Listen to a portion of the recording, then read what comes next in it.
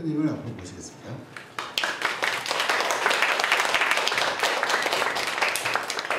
네, 반갑습니다. 이 다른 세상을 꿈꾸는 사람들의 놀이터란 말이 조금은 그렇습니다만, 테일리네, 전테일 이름입니다. 그래서 테일리네라는 이런 준비를 하고 있습니다. 준비가 제대로 되면 11월 정도에 집을 정말 테일리네 집을 얻을 수 있을 것 같은데, 그 테일리네는 실상 민중의 집 말씀 많이 들으셨을 텐데, 유럽에서 벌써 1세기도 더 된 그런 민중의 집, 그걸 그대로 따온 건 아니고, 거기에 물론 이제 많이 참조를 하겠습니다. 우리 현실에 맞게, 우리 지역 현실에 맞게 각 도시나 또 노동자 지역이나 또는 농촌 지역에 맞게 그 지역의 민중들이 또 노동자 서민들이 만나서 소통하고 같이 놀고 또 토론도 하고 같이 공부도 하고, 그래서 학습, 토론, 놀이의 장, 공간입니다. 그 공간은 말하자면 비자본주의적인 삶을 경험하는 그런 공간의 기지라고 볼 수 있습니다. 그래서 지금 현재 마포 민중의 집이 있고 구로에도 민중의 집이 있고, 근데 또 여러 군데에서 민중의 집 기획의 집권 프로그램이 또 공간을 확보하고 있고 진행이 되고 있습니다만, 지금 홍대 지역에 이 테일리네를 건립할 준비를 하고 있는, 그래서 그 과정 속에서, 준비를 하는 과정 속에서 어떤 프로그램을 이제 할 것인가라는 것을 하나의 시범으로 오늘 선보이게 되는 것인데요. 이것은 이제 아직 장소가 마련되지 않은 상황에서 이루어지기 때문에 오늘처럼 이렇게 일종의 강좌 토론 식의 이런 시범 프로그램을 갖게 됐습니다. 여기 보시는 바와 같이 오늘 9월 2일 일요일날 박노조 교수를 모시고 이 현대자본주의 위기와 신자파의 새로운 좌파의 출현, 이런 주제로 같이 얘기를 나누고, 그 다음에 14일날 태준식 감독과 두 개의 문을 감독하신 홍지유, 김일란 두 감독을 모시고 정말 눈물 나는 영화 이야기, 콧장물 나는 영화 이야기를 할 것이고요. 그 다음에 10월달에 여성 노동자들의 수다, 잡식깨기라는 이름으로 이 진보신당 1번이었죠. 김동자 청소노동자 분과 그리고 또 유명자 맞죠? 장원집이랑 그리고 또 이 홍대 청소노동자 이렇게 해서 같이 이제 얘기를 나누는, 그야말로 이 노동자들의, 여성 노동자들의 생 목소리를 같이 나눠보는 이런 시간들을 이제 갖는, 그러니까 이런 것이 이제 아직 장소를 확보하지 못한 이런 상황에서 어떤 일이 있을 수 있는가, 어떤 일을 테일리네에서 할 수 있나라는 것을 하나의 여기까지 그냥 예라고 보시면 되겠습니다. 이 자리에 제가 선 것은 그런 흐름, 그런 전망, 그런 공간 확보를 위한 그런 것에 되도록 이 종이에 보시면 당연히 이것을 운영하려면 이 후원회원이 많이 있어야 됩니다. 그래서 여러분 지금 이 자리에는 이미 후원회원을 하신 분도 계시고요. 그런데 꼭 이 종이에 가능한 대로 같이 이 테일리네의 집주인이, 실제로 후원회원이라는 말은 참 잘못된 겁니다. 테일리네 회원은 테일리네 집주인입니다. 주인이 따로 있는 게 아니고 바로 참여하시는 분이 그 집주인이니까, 실제로 그렇죠. 민중의 집은 민중의 주인이니까. 그래서 그런 이 집을 확보할 수 있는데 같이 참여하시고 집주인이 되어 주셨으면 좋겠습니다. 오늘 그야말로 첫 그 시범 프로그램에 정말 엄청 바쁘신 뭐 3박 4일로 오셨죠. 3박 4일. 실은 6월달에 오셨을 때 이 날짜를 알고 확보해 놨었습니다. 딱 꽉 붙잡아 놨었죠. 꼼짝없이 이제 이 자리에 오셨는데 오늘 아마 대단히 지금 현재 시기에 비추어 우리에게 아주 의미 있는 그리고 중요한 소중한 말씀을 해주시려고 봅니다. 네, 저는 여기서 집주인이 되달라는 말씀 마치고 주님께 아직 앉아 계세요. 아직 안 해요. 네, 저는 여기서 물러나겠습니다. 네, 고맙습니다. 네.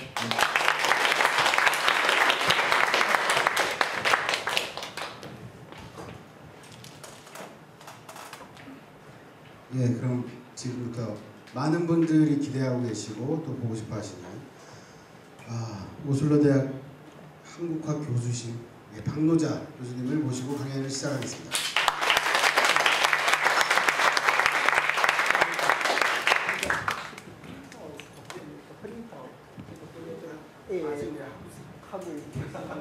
지금도 발제문이 지금 오고 있는 길이라서요. 먼저 시작. 예. 가죠 그러면. 저도 무엇을 썼는지 이렇게 뚜렷한 기억이 없기 때문에 즉흥 연설이나 이제 하게 되는 셈인데 하여튼 너그럽게 연설해 주시기 바랍니다.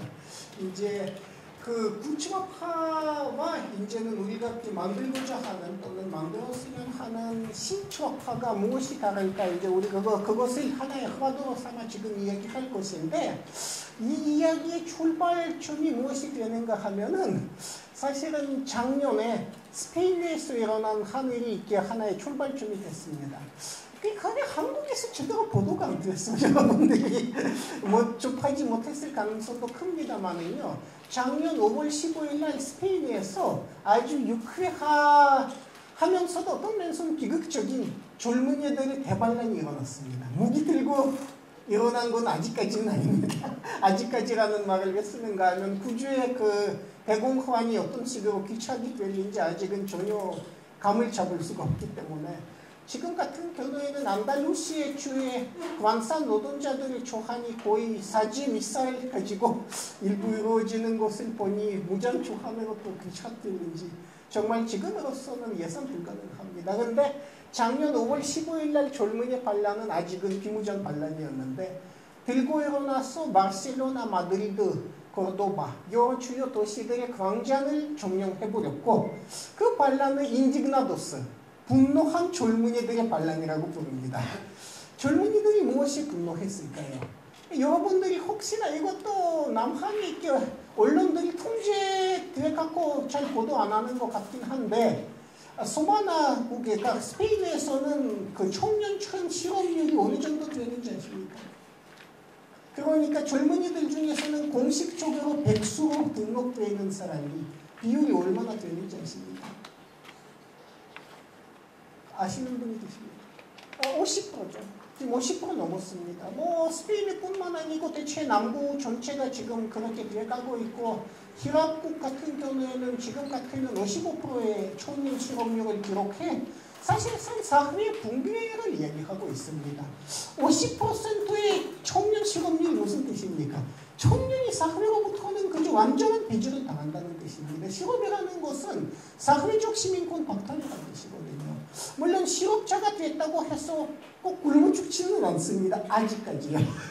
역시 아까 말씀드린 것처럼 대공환이 어제 어떻게 귀착될는지 우리 아직은 모르기 때문인데 굶어 죽지는 않습니다만은 그러니까 거의 기아손 가까이 되어 있는 그런 실업수단으로 연명하거나 비공식 부문 그러니까 계약도 없고 그러니까 구두 계약이 있을까 말까 하는 이제 그런 노동으로 뛰어들어가서 한 달에 한국 돈으로는 그러니까 70, 80만 원 받을까 말까 하는 이제 그런 일을 하는 것이 대체로는 절반 넘은 젊은이들의 운명이 됐습니다. 한 세대가 말하자면은 철저하게 미래를 도둑질 맞았다. 이렇게 보시면 될 겁니다. 결국에 이에 대해서 젊은이들이 분노하고 일어났고 스페인의 주요 도시들의 광장이 젊은이들한테 점령되고 주요 광장에서는 천막들이 쳐지고 그러니까 말 그대로 비폭력적인 젊은이들의 반란이 일어난 것인데 혹시 여러분들이 남한 언론에서 남한에서는 관련 보도를 접하셨습니까? 안 보셨죠? 남한 언론들이 그런 것을 다 요구를 해서 보도합니다. 그러니까 보도를 안 해요. 그러니까 우리는 자꾸 북조선 보고 이제 정보 통제하는데 이제 뭐 맞는 거죠. 정보 통제 거기서도 철저히 합니다. 근데 남한에서도 실제로는 국가가 하는 건 더 이상 아닙니다만은 자본이 하는 언론 통제는 국가 하는 언론 통제하고 하더니 참 없습니다. 결과가 똑같아요. 그러니까 그 일반인들이 몰라야 하는 부분에 그냥 뭐 그렇게 가는 겁니다. 근데 거기에서는 재미있는 부분이 하나 있었는데 들고 일어난 젊은이들이 하는 소리를 들어보면은 젊은이들이 가장 미워하는 전단이 어느 전단이었을까요? 믿을까 말까 하는 부분인데 스페인 사회당이 제일 혐오 대상이었습니다. 왜 하필이면 스페인 사회당? 그러니까 삼인주의 전단이 혐오 대상이 됐을까요? 그것도 이제 실업과 그러니까 그 임금 삭감, 공무원 임금 삭감, 그리고는 이제 연금 생활, 그 퇴직 연령 인상. 그런데 이제 분노하고 들고 일어난 젊은이들한테 왜 소바나 사회당이 이렇게 혐오 대상이 됐을까요? 여러분들이 어떻게 생각하십니까? 그거 사실은 그 당시로서는 아직까지는 그 스페인 사회당이 이제 정부 여당이었고 정부 여당으로서는 2004년부터 거의 7년 동안 스페인 사회당이 한 것이 무엇입니까? 그러니까 바로 신자유주의적인 사회적인 각종의 계약 조치들. 그러니까 퇴직 연령 인상부터 공무원 임금 삭감까지 온갖 그런 조치로서는 계속해서 닥쳐오는 공화의 물결을 막으려고 했었습니다. 물론 그렇게 해서 막은 건 하나도 없고 오히려 긴축 예산 조치는 자본한테는 광호를 받았지만은 결국에는 대중의 소비력을 떨어뜨려서 장기적으로 봤을 때 공화를 약화시켰을 뿐입니다. 실제로는 신자유주의적인 공화 대책들은 공화를 계속 악화시키기만 하고 있고 어떻게 보면은 공화의 파국으로 치닫게끔 만드는 부분이 좀 강합니다.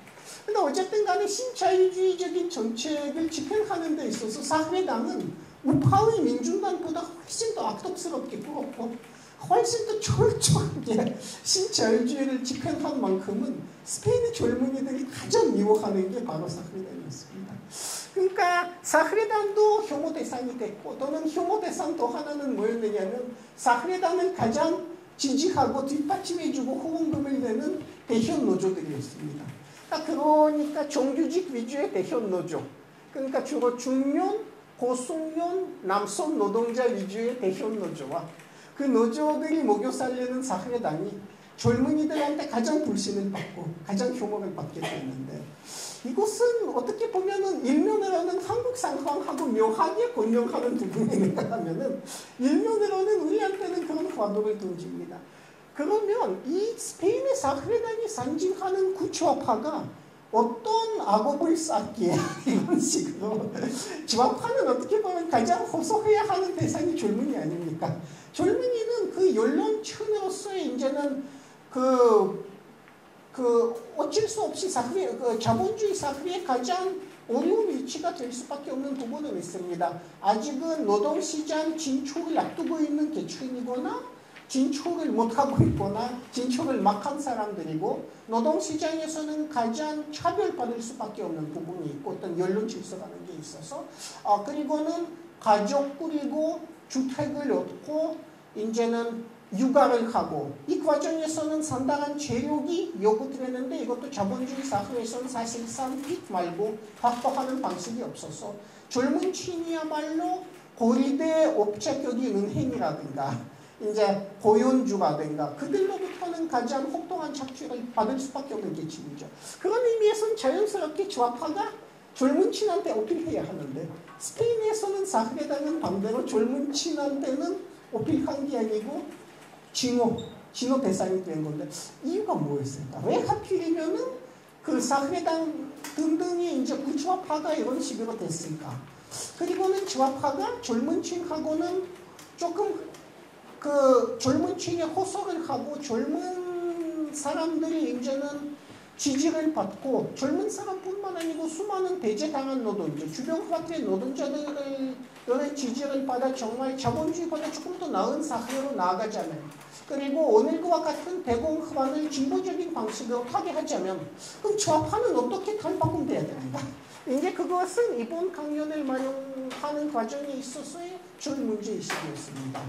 그러니까 출발점은 바로 스페인의 젊은이 반란 때 나온 젊은이들의 소리였던 거죠. 그러면 스페인의 사회당과 같은 구조화가 어떤 과정에서 만들어졌는지, 어떤 문제들을 처음부터 태생적으로 안고 있었는지, 그 부분에 대해서는 이제 약간 우리가 역사적으로 생각해 볼 필요는 있습니다. 제가 사실은 약간 저한테 문제되는 부분은 밥 먹고 사는 게 역사다 보니까 현실 이야기보다 역사 얘기 좀 좋아합니다. 그래서 되도록이면 근데 역사 이야기를 좀 변쪽으로 좋아하는지 악벽을 차지하면서 아주 간단하게만 이야기를 드리겠는데, 어쨌든 이 부분을 또 빠뜨리고서는 우리 지금의 현실을 이해할 수가 없어서 아무래도 이야기를 좀 해야 할 것 같습니다. 좌파는 아시겠지만 유럽에서 제도화되어 이렇게 하나의 사회적인 제도로서 출현한 게 19세기 말입니다. 그러니까 가장 대표적인 그 당시의 좌파는 여러 사민주의 전단의 모범이 된 독일 사민당이었는데, 그러니까 독일 사민당의 구조적인 두 가지 특징이 있었던 겁니다. 하나는 대형 기업의 중년, 고숙련, 남성 노동자로 구성된 노조를 기반으로 삼아 상당 부분의 노조를 집단 회원으로 안고 그 후원금으로 운영된다는 것. 그러니까 주로 대기업, 고숙련, 중년 남성 노동자를 이제는 조직 노동자들을 지지 기반으로 삼아 발전된 것이 이제 또 하나의 특징이었고, 그리고 노조 관료들과 뗄래야 될 수 없는 불가분의 관계를 맺고 있었고, 사실 독일 사민당의 단직자들 보면은 주로 노조 관료로 많이 충당됐습니다. 그러니까 노조에서는 현장 위원장하고 이제는 직업별 노련 위원장하고 그 다음 단으로 자리 옮겨서 이렇게 출세하는 그런 케이스가 많았고, 그 다음에 또 한 가지 특징은 어쨌든 장기적으로는 사회주의를 지향했다 하더라도 당장은 의회의 진출의 목숨을 본 거죠. 의회에서는 보다 많은 의석을 차지해갖고 언젠가 대다수를 차지해서 의회를 통해서, 국가를 통해서 사회주의를 실시하자. 그러니까 대체로 그런 생각을 갖고 있는 사람이 독일의 사민당에서는 상당히 많았던 겁니다. 약간 극단으로 가자면 에드와르드 베른슈타인처럼 목적은 아무것도 아니다, 길은 다다 해서 아예 사회주의적인 정말 자체를 말하자면 무의미화시키고 그런 계량의 과정에 모든 의미를 부여한 극단적인 계량주의자도 있었지만은, 그런 사람이 아니더라도 어쨌든 간에 두 가지의 그 특징, 독일 사민당의 특징이라면은 대형 기업 위주 노조를 기반으로 하는 거하고, 그리고 또 하나는 의회 진출주의, 의회 진출에 거의 매진하는 그런 의회주의 전략, 그런 것이었습니다. 그것이 무의미하다고는 할 수는 없죠. 의회에 진출해서 독일 사민당이 예컨대는 선진적인 복지개혁을 주도한 부분은 없지 않아 있었습니다. 물론 이미 그 전에 독일 노동자들한테 사회주의자 되지 말자는 의미에서 비스마르크 정권 때 노후연금이라든가 이제는 병가 수단이라든가 실업수단, 그런 복지개혁을 1880년대 독일 정부가 이미 어느 부분적으로 실시한 부분은 없지 않아 있었는데, 사민당이 이 부분을 계속 확대시키느라고 노력한 것이 공로는 공로고, 그렇지만은, 그리고 또 한 가지는 사민당의 정치력에 힘입고 수많은 노조들이 인당협, 정기적인 매년 인당협이라는 관습을 그때부터는 제도화시킨 바 있습니다. 그런데 인당협과 임금단체 협상을 통해서 특히는 고숙련 남성 노동자들의 임금을 정기적으로 이렇게 올릴 수가 있어서, 독일 같은 경우에는 제1차 세계대전을 앞두고 비교적으로 괜찮게 사는 노동자, 어느 정도 여유를 갖고 문화 생활하고 주로 사민당이 주관하는 도서관이나 국악부에 다니면서 중산층과 비슷비슷한 이렇게 문화 생활 누리는 노동자 계층이 생겨서 이분들이 나중에는 사민주의적, 공산주의적 정치의 또 하나의 버팀목이 된 부분도 공헌이는 공헌이죠. 그러니까 기초적인 복지제도가 생기고 일부 노동자들이 그래도 완전한 빈곤 상태를 벗어난 것이 물론 이런 전략이 장천이었다는 것이죠. 장천이라는 것은 특히는 그 당시에 노동자들이 전반적인 생활 조건이라든가 노동 조건을 생각할 때 장천이라는 생각이 강하게 듭니다. 독일은 아니지만은 그 영국이나 미국 같은 경우에는 많은 경우에 특히 미조직 노동자들이 그때까지만 해도 12, 13시간 동안 장시간 노동을 했고 뭐 지금의 남한하고는 그다지 차이가 없습니다. 임금은 비교적으로 아직까지는 낮았고 노동자들의 생활 수준이 중산층하고는 확연히 구분이 됐고 이제 그랬던 것이죠. 그러니까 그런 과정에서는 대현 노조 의존과 의회주의 전략의 단점이 있다 하더라도 또 나름대로는 현실 전체에 있어서는 장점도 없지 않아 있었습니다. 그런 장점에 힘입어 제1차 세계대전을 앞두고 독일 3인당이 독일 의회에서는 한 3분의 1 의석을 차지하는 등 회제를 부른 적도 있었습니다. 거기까지는 다 좋은데 문제는 무엇입니까? 그러면 적어도 일부의 대기업 노동자들이 중산계층 비슷한 생활 수준을 득한 것은 무엇으로 인한 일이었는지. 그러니까 여러 가지 이제는 그렇게 할 수 있었던 이유들이 여러 가지 있었지만 그 중에 하나는 독일이 이미 그때는 식민지 침략을 하기 시작했고 식민지들에서 얻은 인력 가치 그러니까 처구와 이윤을 적어도 일부 노동자들의 임금 올리는 데에 투자할 수 있는 여력이 일부 기업한테는 생겼고 그런 것이 있었던가 하면은 미조직 그리고 작은 기업 노동자나 요선 노동자 그리고 주로 폴란드 출신의 이주 노동자들에 대한 가혹한 차별 대우로 인해서 일부 인요가 생긴 부분도 없지 않아 있었습니다.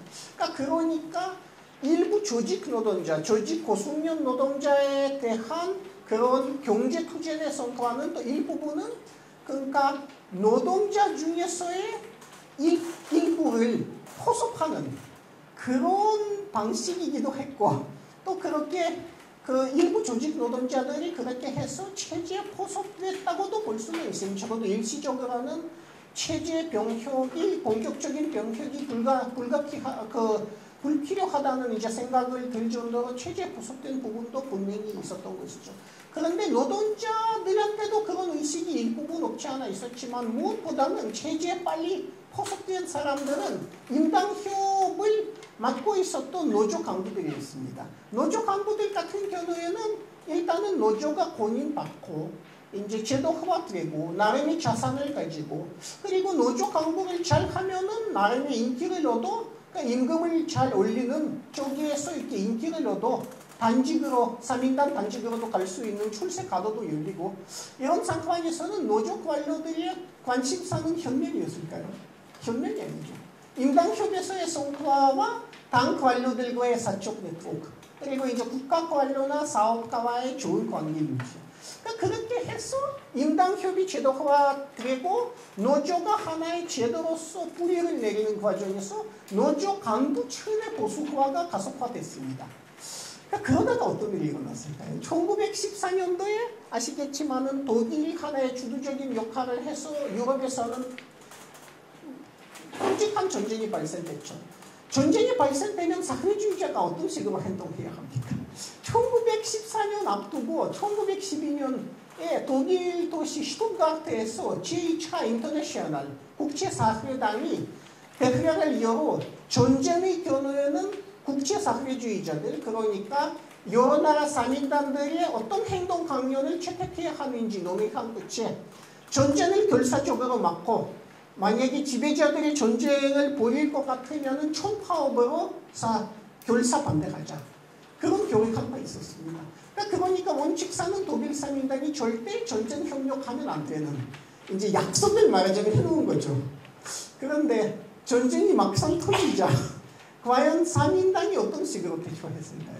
혹시 그 당시 상황을 이렇게 공부하신 분이 계십니까? 그 당시에 3인당의 국회 의원들 중에서는 전쟁을 위한 국회 발행에 반대표 던진 사람 몇 사람이었을까요? 딱 한 사람이었죠. 갈립 테흐트.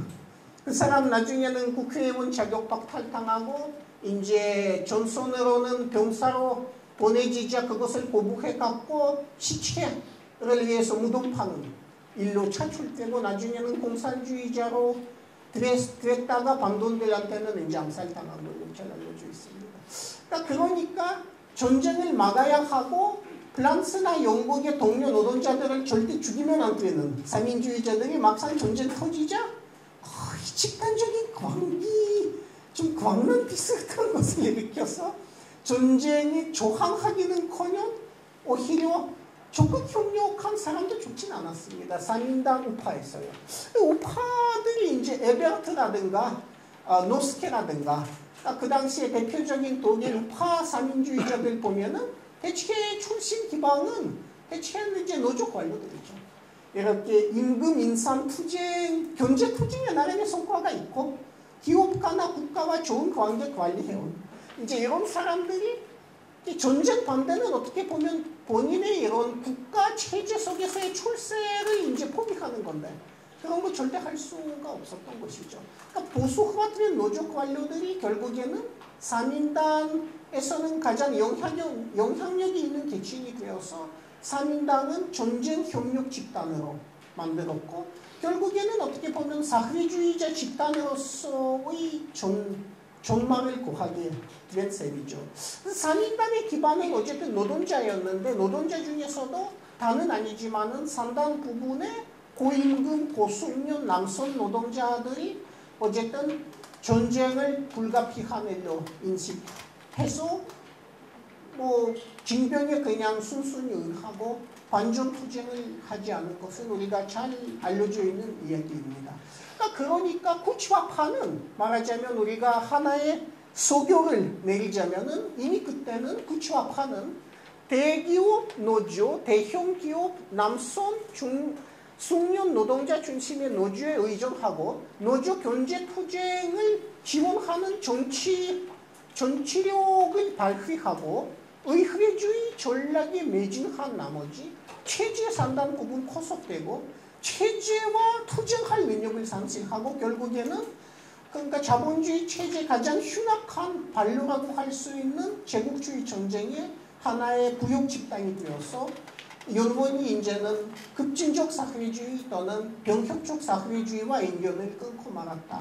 이렇게 볼 수가 있는 것입니다. 그러니까 구치화파의 파국. 그러니까 지금 어떻게 보면은 스페인 대도시의 관장에서 젊은이들이 사회단을 가장 혐오한다.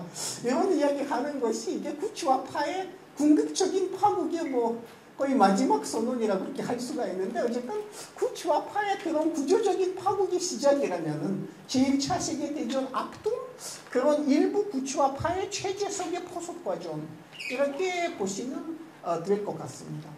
물론 그렇게만 스토리가 끝나는 것이 아닙니다. 제1차 세계대전은 지배자들이 뭐 6개월 이상은 걸리겠다. 대체로 그렇게 예상했는데 4년 걸렸고 그 과정에서는 독일과 러시아를 비롯한 후진적인 국가들이 거의 이제는 현면을 맞게 되었고 대중적 현면 과정에서는 일부 구치화파는 급진화되어서 특히 러시아 같은 경우에는 현면 집권 세력이 된 부분도 있었고 독일에서도 반전, 급진적 반전 투쟁을 중심으로 해서 사민당에서 공산당이 이렇게 부화되고 그러니까 결국에는 구치화파에서는 이런 분화 현상이 일어난 것을 여러분들이 잘 아시고 계실 것입니다. 정강기 같은 경우에는 그러니까 제1차 세계대전부터 제2차 세계대전까지의 경우에는 사실은 특히 독일을 중심으로 해서 서구에서는 급진화파는 상당한 대중적인 인기를 누리고 있었고 독일, 프랑스 같은 경우에는 거의 정치판에서는 제2, 제3의 세력. 뭐 프랑스 같은 경우에는 잘 아시겠지만 1936년 인민전선 정권 때 이제 하나의 주축 세력으로서는 등장할 수 있을 정도로 힘이 컸던 것이죠. 그게 급진좌파가 하나의 초동 세력이 되어서 그때는 예컨대 프랑스 노동자들이 최초로 쟁취한 게 뭡니까? 우리가 지금은 거의 즐길 수가 없는 바캉스죠. 바캉스라 해봐야 대한민국에서는 평균 바캉스는 4일 5일입니다. 어쨌든 간에 프랑스 노동자들이 몇 주의 바캉스를 즐기게 된 게 인민전선 때부터입니다. 있었습니다. 그때 프랑스 공산당도 상당한 역할을 한 것이죠. 그러니까 그렇게 해서 종강기만 해도 급진추합하는 나름대로 이렇게 힘을 쓸 수가 있었지만은 30년대와 40년대에 몇 가지 엄청난 변화가 일어난 거죠. 하나는 소련에서는 혁명 에너지가 다 돼. 소련 체제는 스탈린의 반동으로 급속하게 이렇게 보수화 되어서 30년대 말쯤만 해도 소련이 유럽 공산당들한테 절대 혁명을 이렇게 요구하고 그러진 않았죠. 이미 이제 인민전선 반파쇼 투쟁, 그러니까 어디까지 민주주의 사수, 어디까지는 일단은 혁명을 통한 사회주의 정치는 소련에서도 소구 공산당에 대한 한 포기했고 제2차 세계대전 이후로는 혁명에 대한 생각이 별로 없었죠. 이미 소련 관료들이 다 보수화했고. 근데 이제 하나는 이제 소련이 급격하게 혁명성을 내렸고, 또 하나는 제2차 세계대전을 거쳐서 상당 부분에 급진조합하는 이제 정치 체제에 어느 정도 이렇게 흡수될 수가 있게 됐고, 어쨌든 제도적 민주주의가 확보돼서 이제는 득표율 위주의 정치 생활을 하게 됐고, 그리고 또 하나는 제2차 세계대전 거쳐서 이게 드디어 30년대 대공황이 해소되어서, 그러니까 전쟁을 통해서 해소된 거죠. 사실은 자본주의 체제 안에서는 대공황 해소 방식이 크게 벌써 하나밖에 없습니다. 대량 사립을 통한 거죠. 그러니까 지금으로서도 사실 이게 유효하다는 부분이 끔찍한 사실이에요. 근데 어쨌든 간에 제2차 세계대전을 통해서 그 대공황이 해소되고 1945년부터는 유럽에서는 자본주의 황금기가 시작됐습니다.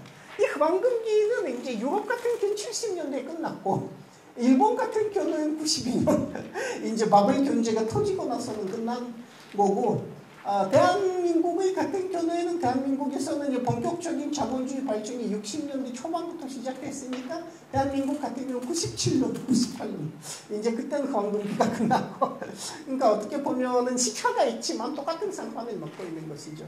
근데 이 황금기의 특징이 뭐였던가 하면은 급속하게 기술 혁신, 생산성 제고, 국제무역 확장, 이제 그리고는 이제 구식민지들이 거의 해방됐지만은 이제는 주로 국제 차관이라든가 융자 또는 외국 투자를 통한 이제 초과 이윤 수치, 자 그런 과정을 통해서 어쨌든 소구 노동자의 상당 부분이 적어도 소비 수준으로 체제 속에 편입될 수 있었던 것이 이 시기의 하나의 특징이면 특징이었습니다.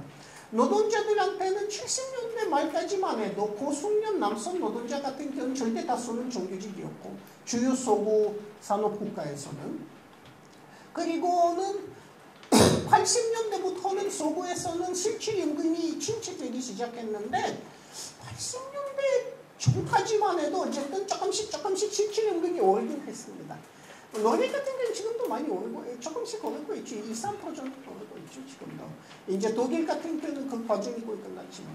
그래서 노동자들이 실질임금이 조금씩 오르고 대량 소비가 강해지고 생활 양식 차원에서 고중상 계급하고 가까워지고, 이런 과정에서는 주로 고숙련, 고임금, 조직 노동자들을 기반으로 하는 구조화파들은 공산당, 사민당 구별도 없이 일단 체제 속에서의 위치 확보, 이렇게 자기들의 정치력 극대화, 거기에다가 올인한 부분이 있었습니다. 그 공산당이 좀 더 다르지 않을까 이렇게 생각해 볼 수 있는데, 공산당들이 힘이 있었던 사회를 보시면은 그렇지도 않습니다. 예를 들어서는 1968년도 불란서 학생혁명 때 불란서 공산당이 취한 입장을 보시죠. 일단 노학연대 반대했고, 실제 급진 학생들이 노동자와 연대해서 연대 투쟁 벌이려고 했을 때 그것을 반대했고, 노조에서는 공산주의자들이 꽤 영향이 있었죠. 그리고는 이렇게 임금 인상 투쟁 중심으로 이제는 노조들이, 공산당이 영향력 미치는 노조들이 이렇게 협상을 벌였는데, 관심사는 주로 임금 인상하고 이제 근로 조건 쪽이었고, 근본적인 사회 병역에 프랑스 공산당이 무관심했고, 그리고는 급진적인 학생들과의 연대 움직임도 별로 없었습니다. 그러니까 어떻게 보면은 68년 5월, 6월, 그러니까 그 뜨거웠던 시절이야. 프랑스에서는 자본주의 체제의 전산적인 가동을 가능케 한 세력이 하는 프랑스 공산당이었다는 거죠. 그러니까 구치와파 중에서는 비교적으로 급진적이었던 공산당들마저도 실은 어떻게 보면 제2사민당, 제2사회당, 그러니까 사회당과 상당히 실질적인 정치에 있어서는 꽤 가까운 거리에 갔었고, 급진 세력들은 철저하게 대중으로부터는 격리되고 말았죠. 그러니까 68년 혁명이 낳은 급진 세력이 소위 신치와파인데, 신치와파가 대중적인 영향력을 확보한 소국 국가는 오직 한 군데도 없습니다. 지금 독일 같은 경우는 좌파당 딜링케라고 있는데, 그 이제 돈독 출신들, 그러니까 피차별 돈독 출신이라는 힘에 의해서 생길 수가 있었던 거고, 그러니까 급진 좌파의 대중화가 사실 지금 시작되는 거죠. 지금 시작되어서 앞으로 제가 조금 이야기하겠지만은 앞으로는 우리가 가장 기대를 걸어야 하는 부분이 아닐까 싶습니다. 근데 어쨌든 간에 자본주의 황금기의 구치와파는 철저하게 체제 안에 포섭이 되었는데, 문제는 무엇인가 하면은 황금기는 자본주의 체제 안에서는 절대 영구하지는 않습니다. 대체는 세계 자본주의 체제가 움직이는 그 법칙이라는 게 곤드라티에프 파도라고 하죠. 그러니까 곤드라티에프 주파. 그러니까 그게 70년, 80년 정도의 그게 경제 주기인데, 대체로는 초기 한 30년, 35년은 A 페이즈, A 단계라고 해갖고 경기가 상승되고, 그리고는 비교적으로 이렇게 마진, 그러니까 이윤율이 아직은 떨어진 상태, 아직은 시장 포화가 되지 않은 상태고, 그리고 그 다음에는 B 단계로 넘어가면은 이윤율이 크게 떨어지기 시작하고, 사실상 특히는 제조업의 이윤율이 많이 떨어져 선진국 경제가 금융화되는 이제 그런 쪽으로 가야 이윤율을 유지할 수가 있게 되는 것이죠. 그거는 곤드라티에프 주기의 제2단계라고 하죠. 그러니까 선진국 경제가 곤드라티에프 주기의 제2단계를 맞이한 것은 1973년부터 79년까지 그 기간이었는데, 그 다음에는 제가 말씀드린 모든 현상들이 다 일어나게 된 거죠. 제조업의 이윤율이 떨어지고, 제조업은 무엇보다는 이제 포화 상태를 맞이한 거죠. 제조업 같은 경우에는 특히는 독일, 일본, 미국 3자 경쟁 구도 속에서는 단가가 구조적으로 이제 실질 단가가 떨어지는 그런 과정 속에 들어간 거고, 출혈 경쟁하지 않을 수 없는 그런 과정 속에 들어간 거고, 또 그런 과정에서는 선진권에서는 공업시설 이전, 조임금 국가 공업시설 이전이라든가, 그러니까 이윤율을 유지하기 위해서는 그런 조처들이 취해져서 상당 부분 제조업에서의 취직 인구가 경향적으로 떨어지기 시작했습니다.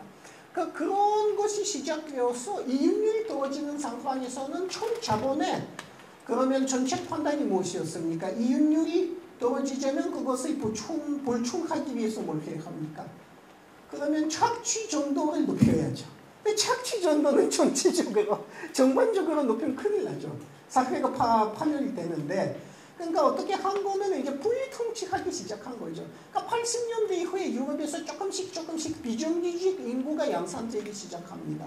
지금 같은 경우에는 미국 경제만 해도 비정규직, 그러니까 그 프리랜서, 그러니까 프리랜서라든가 이제 그런, 그러니까 말 그대로 정규 고용이 돼 있지 않은 상태에 있는 사람들, 컨트랙터, 그러니까 그 뭐라 합니까? 컨트랙터는 계약직 노동자, 그러니까 시한 계약직 노동자라든가 프리랜서 노동자들이 전체적으로 봤을 때는 한 30% 정도 있고, 스페인 같은 경우에는 비정규직이 많아서 한 35, 36% 역시 그 정도에 달하고 있고, 영국도 80년대 이후에 비정규직 인구는 특히 여성 노동자, 청년 노동자, 이민 노동자 중에서는 아주 급격하게 상승하기 시작했습니다. 남성 고숙련 노동자의 상당 부분은 정규직으로 남아 임금이 적어도 떨어지지는 않았는데, 여성, 이민자, 청년 노동자들의 비정규직화 과정이 급속하게 이렇게 이루어지기 시작한 것이죠. 독일 같은 경우에는 그 과정이 특히 90년대 통독 이후로는 급속화되어서 워킹 푸어 인구가 수백만 명으로 늘어나고 지금 예컨대는 독일 우편 제도가 사유화된 이후로는 우편 배달부들의 상당 부분은 일하면서도 그러니까 월급을 받으면서도 복지사무소에 가서 수당을 받아야 어느 정도 생계 유지가 가능한 이제 그런 기침이 생겨버리고 말았습니다. 그러니까 그만큼은 최저임금 노동 기침이 생겨버려서 그러니까 거의 말하자면은 하층 노동자들이 빈곤화 과정이 일어난 것이죠. 노동자 계층이 말하자면 분리 통치의 대상이 된 것이죠. 그래서 하층 계층의 노동자들에 대한 초과 착취를 통해서 그래도 고숙련 조직 노동자들의 임금 수준을 어느 정도 보장해주는 이제 그런 분리 통치 책들이 유럽에서 이루어지게 된 것이죠. 문제는 무엇입니까? 취업하는 이런 상황에서는 가장 주변화된, 그러니까 가장 어렵게 된 노동자의 편에 서서 분리 통치책, 그러니까 촌자본이 펼치는 이익률 유지를 위한 하층 노동자 계층의 빈곤화 정책. 그러면 당연히 좌파가 반대해야 하죠. 반대해야 하는데 독일 사민당이 제1차 세계대전을 반대하지 못했듯이 구좌파는 계속해서 이와 같은 친자유주의적인 정책을 제대로 반대하지는 못했습니다. 반대하지 못했다. 사실 집행하는 경우가 많았죠. 대표적으로 구좌파가 집권을 해서 반노동 정책을 집행한 경우를 열거하자면 독일에서의 슈라이더 정권, 3인당 정권하고 영국에서의 토니 블레어 정권, 이제 이 두 구좌파 정권을 들 수가 있습니다. 슈라이더 정권의 이제는 사회 복지 체제 계약 조치는 하르츠사 조치라고 이렇게 이름이 있는데 혹시 하르츠사 정책이 뭔지 아시고 계십니까?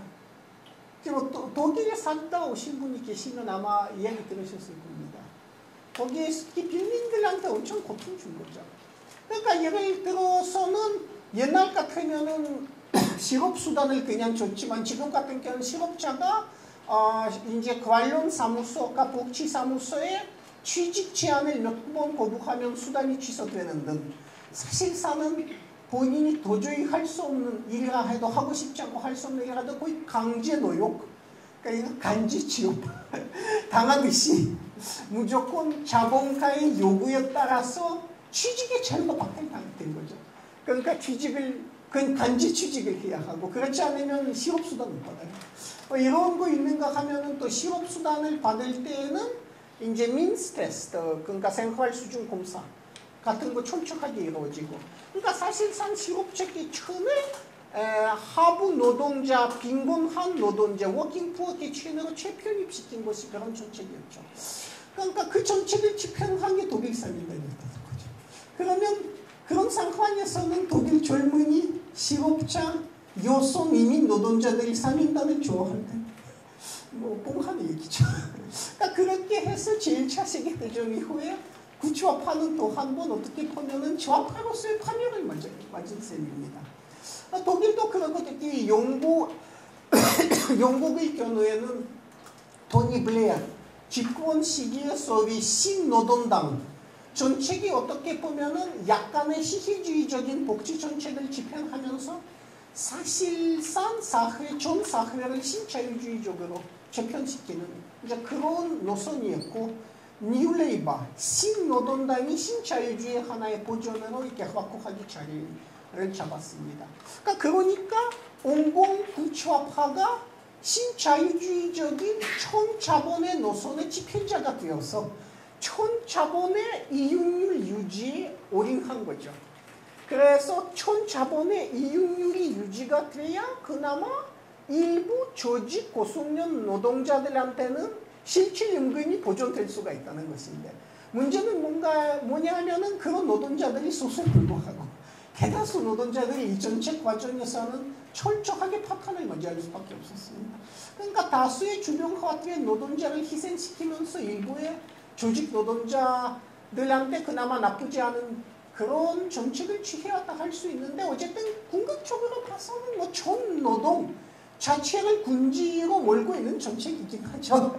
근데 그렇게 하면서 구치화파는 자기 자신을 배방해서 신자유주의의 버팀목이 되고 말았고, 제가 아까 말씀드린 것처럼 스페인 같은 극단적인 경우, 그러니까 청년 실업이 말 그대로 천정부지로 올라가고 한 세대가 미래를 빼앗기고 말 그대로 한 시대가 거의 철저하게 인생의 망가짐을 당한 이런 극단적인 경우에는 구치화파야말로 혐오 대상이.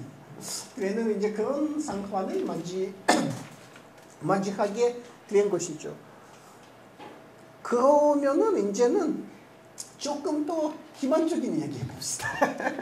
구치화파가 어떻게 철저하게 망가졌는지 이제 대체로 골자를 말씀드린 것 같아서 그러면은 참 제가 아까 드린 구치화파의 파멸의 길, 구치화파의 체제 포석과 파멸의 길, 그 이야기는 우리 쪽하고는 무슨 상관이 있는가 이쪽으로 물어보실 수가 있는데 상관은 좀 있죠.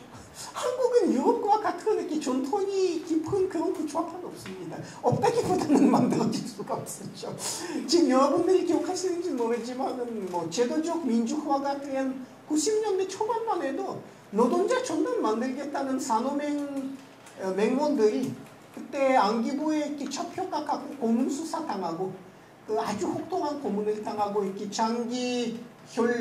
상당히 형량을 받아 90년대 말까지 거의 감옥에 있었던 게 또 대한민국의 최근 세상입니다. 그러니까 노태우 정권 말기 김영삼 정권 대망에도 사회주의 전단을 만들 수가 없었죠. 한국에서는 실제 그럴 만한 정치적 자유가 없었던 거죠. 그러니까 지금 같은 경우에는 믿어지지 않은 부분이지만 그때 산호면 사건으로 잡혀가서 꽤 오래 사셨던 감옥에서 사셨던 분 중에 한 분이 민주당 국회의원 되셨죠. 은수미 씨. 은수미 씨는 이렇게 기억하는 게 애미니스티 인터내셔널. 그러니까 90년대 중반만 해도 이제 구속되셔갖고 산호면 사건으로 구속되셔갖고 애미니스티가 속방 캠페인하고 저도 소면하고 보내고 그랬는데 격세지가 세상이 이렇게 바뀌었구나. 하여튼 뭐 그런 겁니다. 그러니까 제가 한국에서 구치화파가 왜 여태까지는 그러니까 2000년대 초반까지 없었는지 이제 설명드리는 거죠. 그러니까 드디어 김대중 때는 신자유주의적 노선을 펼치면서 그나마 도의산의 이렇게 좌파에 대한 경찰 탄압이 어느 정도 완화돼서 좌파는 드디어 정치적으로 결선될 수가 있었는데 민노당은 처음부터는 어떻게 보면 유럽 구치화를 벤치마킹하기 시작했죠. 구치화파. 처음에 민노당 관계자들이 하던 이야기는 영국 노동당은 모범이다. 토니 블레어 시절의 영국 노동당은 이미 노동당이 아니었는데 사실 자본당이었죠. 근데 어쨌든 간에 민노당에서는 유럽의 구치화파를 벤치마킹하겠다 이렇게 나섰고 나중에는 거기에서 다양한 세력들이 있었지만 근데 어쨌든 간에 구조적으로는 유럽의 이제는 구치화파하고는 유사한 부분은 대현 노조, 정규직 위주의 대현 노조에 의존했다는 부분이죠. 그 자체는 좌파로서는 또 필요할 수도 있는데 문제는 무엇인가 하면 한국은 대현 노조들이 보수화되기가 좀 더 쉬운 이제 그런 풍토가 있다는 거죠. 아까 말씀드린 것처럼 유럽이라고 해서 대현 노조들이 진보적인 건 아니거든요. 근데 한국은 그거 좀 또 심한 부분이 뭔가 있냐면 유럽은 그래도 대체로는 제조업 노조는 비정규직도 가입권이 좀 있습니다. 가입 못하는 거는 이제 파견 노동자. 대체로는 가입하면 불이익 받을 것 같아서 못한 경우에 참 노조에서 일단 가입을 막진 않아요. 근데 한국은 통계적으로 봤을 때에는 80% 정도의 노조는 비정규직 안 받아줘요. 그래서 사실 세계 어디서도 일본을 제외한 어느 산업국가에서도 볼 수 없는 현상이 비정규직과 정규직 노조가 따로 있다는 거죠. 일본에서도 그러는데 일본 말고는 그 어느 산업국가도 그런 나라 없습니다. 그러니까 여러분들이 현대차나 아니면 옛날 쌍차 거기 가면 정규직 비정규직 노조가 이렇게 나누어져 있었어요. 그래서 있을 수 없는 일이지만 어쨌든 한국에서는 정규직 노조는 극단적으로 보수적이에요. 보수적이고 이렇게 비정규직에 대해서는 적대적이기까지 하고 그렇죠. 그래서 그런 노조를 기반으로 한 민주노동당은 바른 소리 많이 했고 이제는 한국 상황으로선 당연히 진보적이라고 할 수 있는 많은 정책을 제안했습니다. 한국적인 상황, 그러니까 복지 제도가 없는 상황에서는 부유세, 무상교육, 무상의료, 그리고 국조선거와의 공동군축, 이것도 괜히 진보적인 제안들이죠.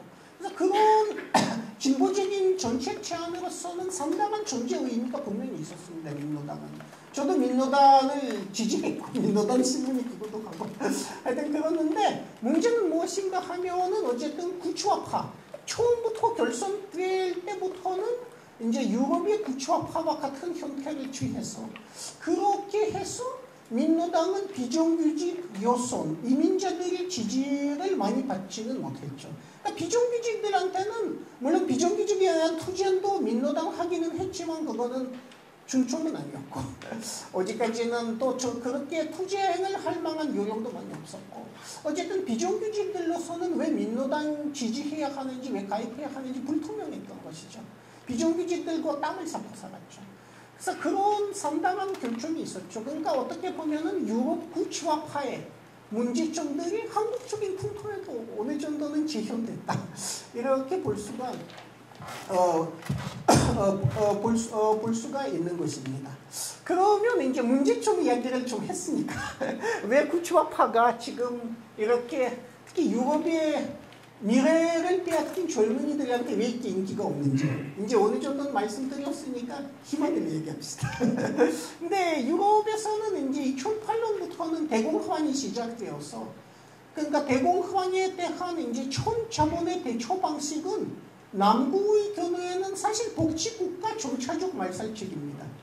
단전 말살 못하죠. 큰일 나는데 이제 예를 들어서 퇴직 연령을 조금씩 올리고 그 다음에 퇴직 연령을 올리는 것과 동시에 프랑스에서 사르코지가 대표적으로 그런 계약적인 조치를 취했습니다. 그와 동시에는 연금이 축소되죠. 프랑스는 그나마 덜하지만은 이태리와 히랍은 아주 극단적인 경우가 그 히랍 같은 경우에는 이렇게 전반적으로 연금이 약 20%, 25% 이렇게 축소돼버리고 말았죠. 지금 수많은 히랍 연금 생활자들 같은 경우에는 이제 한 달에 400유로, 500유로. 여러분들이 혹시 유럽에 가보셨으면 아시겠지만 아테네에서의 그 물가 수준은 프랑크푸르트에 한 80%예요. 그러니까 아테네에서 살자면 지금 서울보다 지출이 좀 많아요. 네, 그런데 거기 500유로 가지고 살 수 있습니다. 한번 해보세요. 저는 뭐 이렇게 서울에서 50만 원 가지고 사는 걸 맞아요. 그러니까 결국에는 어떻게 보면은 식량 배급소, 푸드뱅크, 그러니까 자선단체에서 하는 식량 식량 나눔 거기다 의존해서 살 수밖에 없는 거죠. 그러니까 복지국가의 정차적인 말살책이 이제는 채택되기도 하고 또는 이제 핵심부 국가들 뭐 독일이라든가 프랑스 같은 경우에는 대응책 중에 하나는 역시 하급 노동계층 빈곤화의 가속화죠. 그러니까 고용법을 계속 계약시키고 그 계약시키면서 비정규직 수를 계속 늘리고 독일 같은 경우에는 특히는 인턴에 대한 악질적인 착취가 요즘 하나의 큰 사회 문제가 된 것이죠. 독일 같은 경우에는 많은 경우에는 무상 그러니까 월급 받지 않는 인턴들이 아주 많습니다. 월급 받지 않고 인턴이라도 하게 해서도 고맙다고 하죠. 그것도 안 하고 몇 년 백수가 지나다 보면은 그런 이력서를 가진 사람 어디서 취직 못하니까요. 그러니까 거의 노예 노동, 그러니까 보수받지도 않는 노동. 이제 그런 노동이 이제 독일에서는 점차 또 대량화되어 가고 있는 것입니다. 그래서 지금 같은 경우는 예를 들어서 유럽에서는 노동 시장이 전반적으로 붕괴돼 가고 있는데 뭐 여러분들이 그런 것을 아마 접하시지는 않으셨지만 때면은 고학력 노동력 노동시장도 마찬가지로 거의 붕괴됐다고 봐야 합니다. 대학교들이 신규 채용을 거의 하지 않는 바람에 지금 같은 경우에는 유럽에서 박사학위 소지자들이 박사학위 취득 이후에 비정규직으로 일하는 기간은 평균적으로 4, 5년 정도입니다. 근데 이제 한국하고 다른 점이라면은 시간 강사보다는 박사 이후 과정, 연구원, 임시직, 계약직 연구원 이제 이런 형태로 고용이 됐어야 하지만 고토는 뭐 비슷하다고 해야 합니다. 보수가 더 많지만 비정규직 선, 불안정 선으로 한 고토는 거의 비슷하다고 봐야 합니다. 뭐 그 박사 학위 소지자까지만 해도 노동 시장이 거의 전반적으로 파괴됐다고 봐야 하는 것이죠. 그러니까 미래를 빼앗긴 것은 뭐 그가 노동자만은 아니고 전반적으로 모든 피고용자들이 조금씩 미래를 빼앗기고 있다고 이렇게 보셔야 하는 것입니다. 그래서 이런 공황이 시작되고 나서 그 시작 이후에 2년, 3년 후에는 젊은이들이 반란이 이제 일어나기 시작한 것이죠. 젊은이들의 반란에 이제는 많이 일어났던 해는 역시 작년입니다. 작년 같은 경우에는 여러분들이 구주의 소식을 들으셨으면 아시겠지만은 영국에서는 특히는 교육 예산이 엄청 많이 줄어들었어요. 영국 같은 경우 금년은 교육 예산 중에서는 고등교육 교수 관련 예산이 한 20% 줄어들었는데 어쨌든 그리고는 학비는 영국에서는 지금 3배 뛰었죠. 아직까지 한국만큼 만약에 1인당 국민소득 비례하면은 한국만큼 높은 건 아니지만 어쨌든 3배나 올랐죠. 그래서 이런 과정에서 영국 학생의 아주 격렬한 반대 시위가 있었고 여러분들이 그게 뉴스에서 보셨는지 모르지만 시위자들이 정말 분노에 가득 찬 젊은이들이었고 작년일이죠. 그 시위에 잘못 걸린 영국 왕패자 찰스의 자동차와 부딪히자 찰스한테 아주 고친 욕을 그냥 해대면서 겨우겨우 안 때리고 보냈죠. 그러니까 그 정도의 이제 분노에 가득 찬 세대가 지금 자라나고 있다는 것입니다. 그럴 수밖에 없죠. 한 세대가 미래를 빼앗기는 그러면은 결국엔 그 분노는 그렇게 표출될 수밖에 없습니다. 영국의 보수 신문들이 왕패자 모독했다 뭐 했다 뭐 난리쳤죠. 이게 그거는 이제 어디까지는 지금 분노의 포도가 자고 있는지 잘 보여주는 상징적 사건이었죠. 프랑스에서도 그 다음에는 고등학생과 대학생 연대 투쟁이 일어났고, 이태리에서도 일찍 투쟁이 일어났고, 스페인에서는 작년 5월부터는 대대적인 분노한 젊은이의 투쟁이 일어나고, 그리스 같은 경우에도 역시 계속해서 젊은 층 위주로 이렇게 대형 시위들이 계속 일어나고 있었던 거죠. 그러니까 보기 드문, 여태까지는 거의 보기 드문 젊은이들의 대대적인 반란이 일어나 젊은 층이 드디어 깨어났다. 이제 그런 평가를 받기 시작한 겁니다.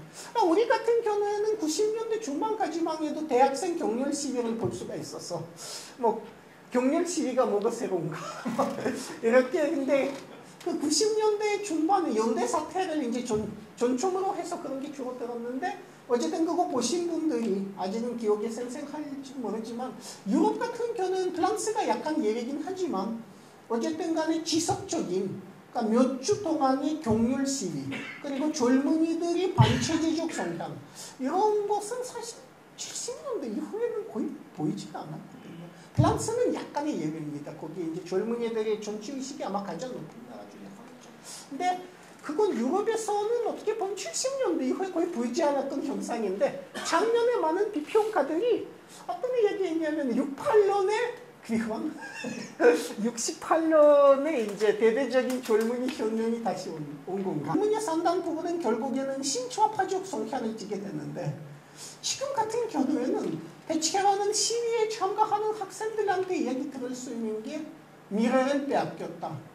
우리는 모든 게 빼앗긴 99%다. 라든가 정치 체제 자체를 불신한다. 모든 정당 불신한다. 이 체제는 우리한테 이질적이다. 그러니까 체제는 우리 쪽이다. 이제 이런 얘기죠. 그러니까 체제 불신, 정치권 불신, 그리고는 그러니까 어떻게 보면은 정치적인 미래 박탈에 대한 불안과 분노. 이런 정서들을 이렇게 체감할 수가 있는데, 그런데 이 젊은이들이 계급을 별로 이야기하지는 않죠.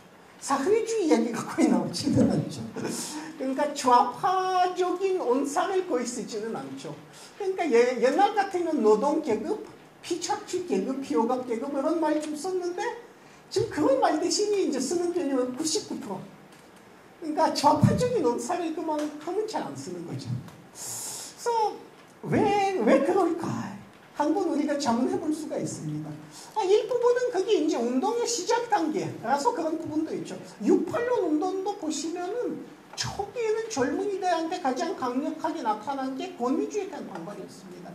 6.8 이전의 유럽은 거의 지금의 한국처럼 끝도적으로 권위주의적이었죠. 뭐 학생들 같은 경우에는 대학교 5년 참여도 못했고, 지금 대한민국이나 마찬가지지만 그래서 그런 권위주의, 늘 느끼는 권위주의에 대한 반발이라든가 정치적으로 베트남에서의 학살을 가능케 한 정치인에 대한 혐오, 그러니까 안티-어서리테리안 반권위주의적 의식이 가장 강했고, 그건 나중에 신조합파 쪽으로 이제 많이 갔는데, 그러니까 지금도 어떻게 보면 이게 초기적 현상이라 할 수도 있습니다. 초기적 현상이긴 하지만 또 어떤 의미가 있는가 하면 결국에는 기존의 구초파에 대해서 신문이 난 거죠. 구초파에 대한 불신이고, 사민당, 사회당, 공산당이 여태까지 너무나 젊은 치인을 외면해왔다는 데에 대한 또 분노의 표현이기도 합니다. 그러니까 사민당, 사회당, 공산당이 좌파적인 논사를 섞으면서 사실은 배제당한 주변적 노동자들을 위해서 한겨하는 겁니다. 그런 데에 대한 이제 불만에서 나타나는 건데, 그러면은 급진 좌파가 무엇을 해야 합니까? 물론 이런 젊은이들한테 다가가서 99%는 바로 총노동이라는 부분을 설명하고, 지금 우리가 증명하는 것이 전현적인 계급 모순이라는 것을 설명하고, 그러니까 그렇게 해서 계급 모순의 급진적인 해결에 대해서 이야기를 하고, 그렇게 하는 것이 이제 좌파로서의 정석이죠. 그래서 문제는 무엇인가 하면, 그러면 신좌파가, 그러니까 말하자면은 배제당한 노동을 중심으로 이 사회의 주변화당한 모든 사람을 중심으로 해서, 그러니까 대현 노조 의존을 벗어나서 급진적 투쟁을 전개할 신좌파가 과연 그런 젊은이들한테 어필할 수가 있을까? 이제 그런 것이 하나의 화두죠. 제가 지금 보기에는 일부의 구좌파 중에서의 급진적인 부분이 그런 새로운 좌파 역할을 하면서 배제당한 젊은이 여성 이민자들한테 그게 잘 호소하기 시작한 것 같긴 합니다. 근데 이제 약간 그런 부분이 있죠. 작년 스페인의 젊은이 시위들을 주도한 일부의 젊은이들이 예컨대는 나중에 통일좌익당 저기 이제 이 후보가 되어서 통일좌익당이 선거에서는 선정하게끔 한 부분들이죠.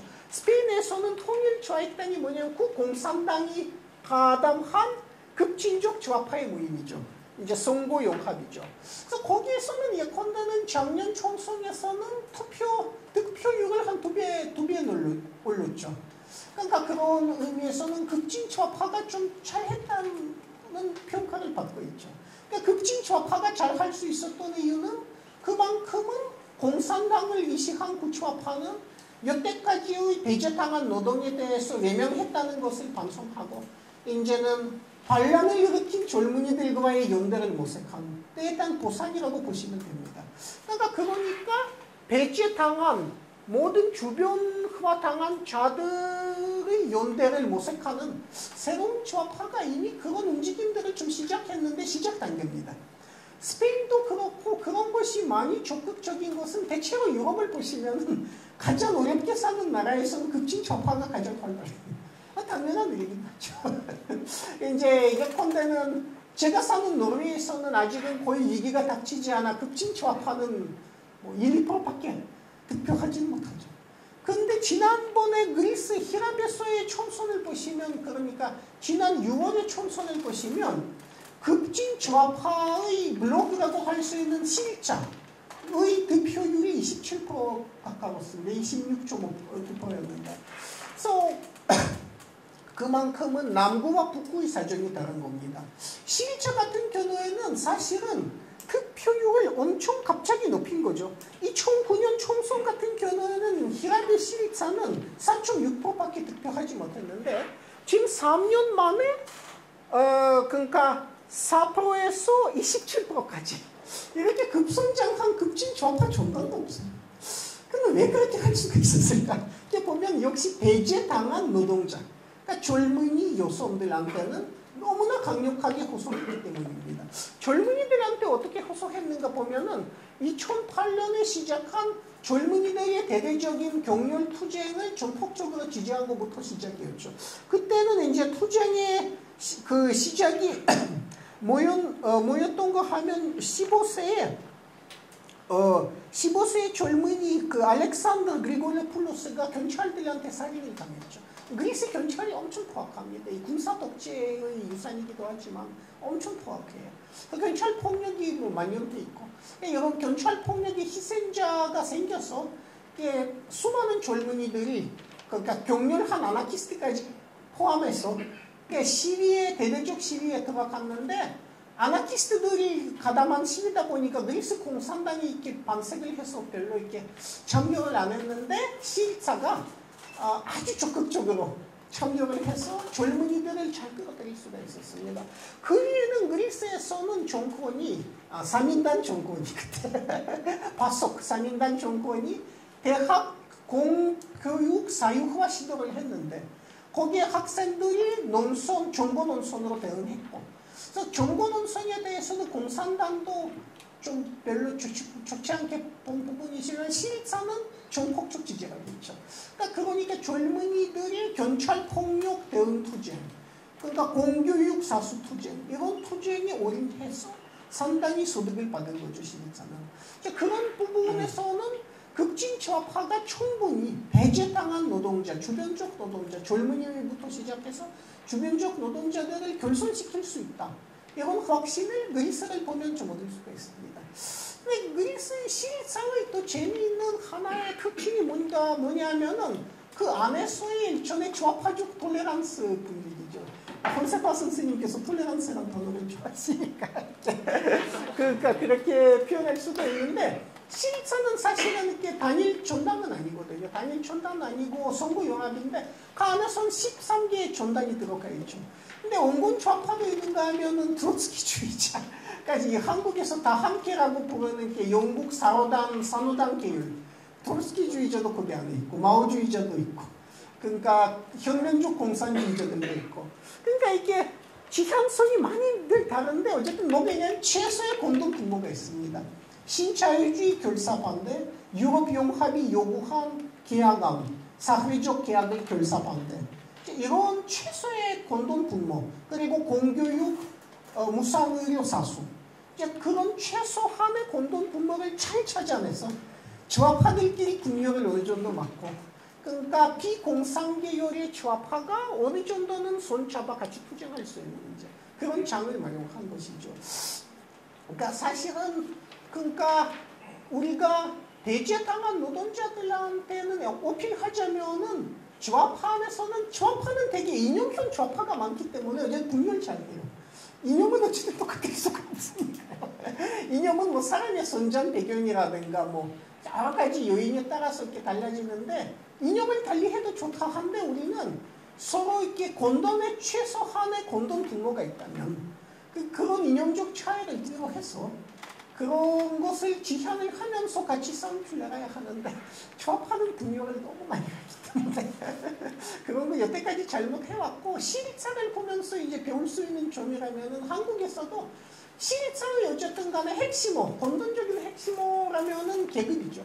그러니까 계급적 좌파가 하나가 되어서 그리스 공산당을 비판할 때 이제 비판의 요점 중에 하나는 너무 민족주의적이다 라는 부분인데 그러니까 어쨌든 계급적 좌파가 여러 가지 이념적 차이를 뛰어넘어 이렇게 서로 톨레란스 좀 적당히 해가면서 선거 융합을 해서 젊은이를 비롯한 여러 주변화 당한 사람들한테 강력하게 호소한다는 부분을 우리가 조금 배울 부분이 아닌가 이제 이런 생각을 해본 겁니다.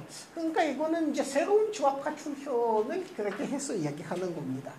근데 제가 지금 계속 이야기해온 것은 배제당한 노동자를 새로운 좌파가 어떻게 해서 규합해 볼 수 있을까 이야기인데 우리 쪽 상황이 이것도 일부분 당연히 해당되죠.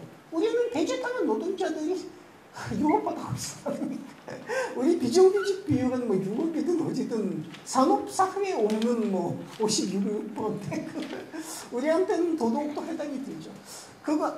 그거는 그렇지만은 유럽하고 다른 점 하나는 한국은 자영업자 인구가 엄청 많다는 거죠. 근데 자영업자가 누구냐? 자영업체 지금은 뭐 전체 근로인구의 30% 정도인데 그 중에는 대다수는 월 소득이 200만 원 이하예요. 그러니까 웬만한 조직 노동자보다 덜 벌어요. 근데 여러분들한테 사실 뭐 통계를 굳이 얘기 안 해도 되는 이유는 한 번 동네 딱집이라든가 떡볶이 아주머니라든가 웬만한 슈퍼 아저씨라든가 이런 분들한테 가서 월 소득을 여쭤보시죠. 대체로는 나오는 뭐 개인 택시 운전하시는 분 150만 원, 100만 원.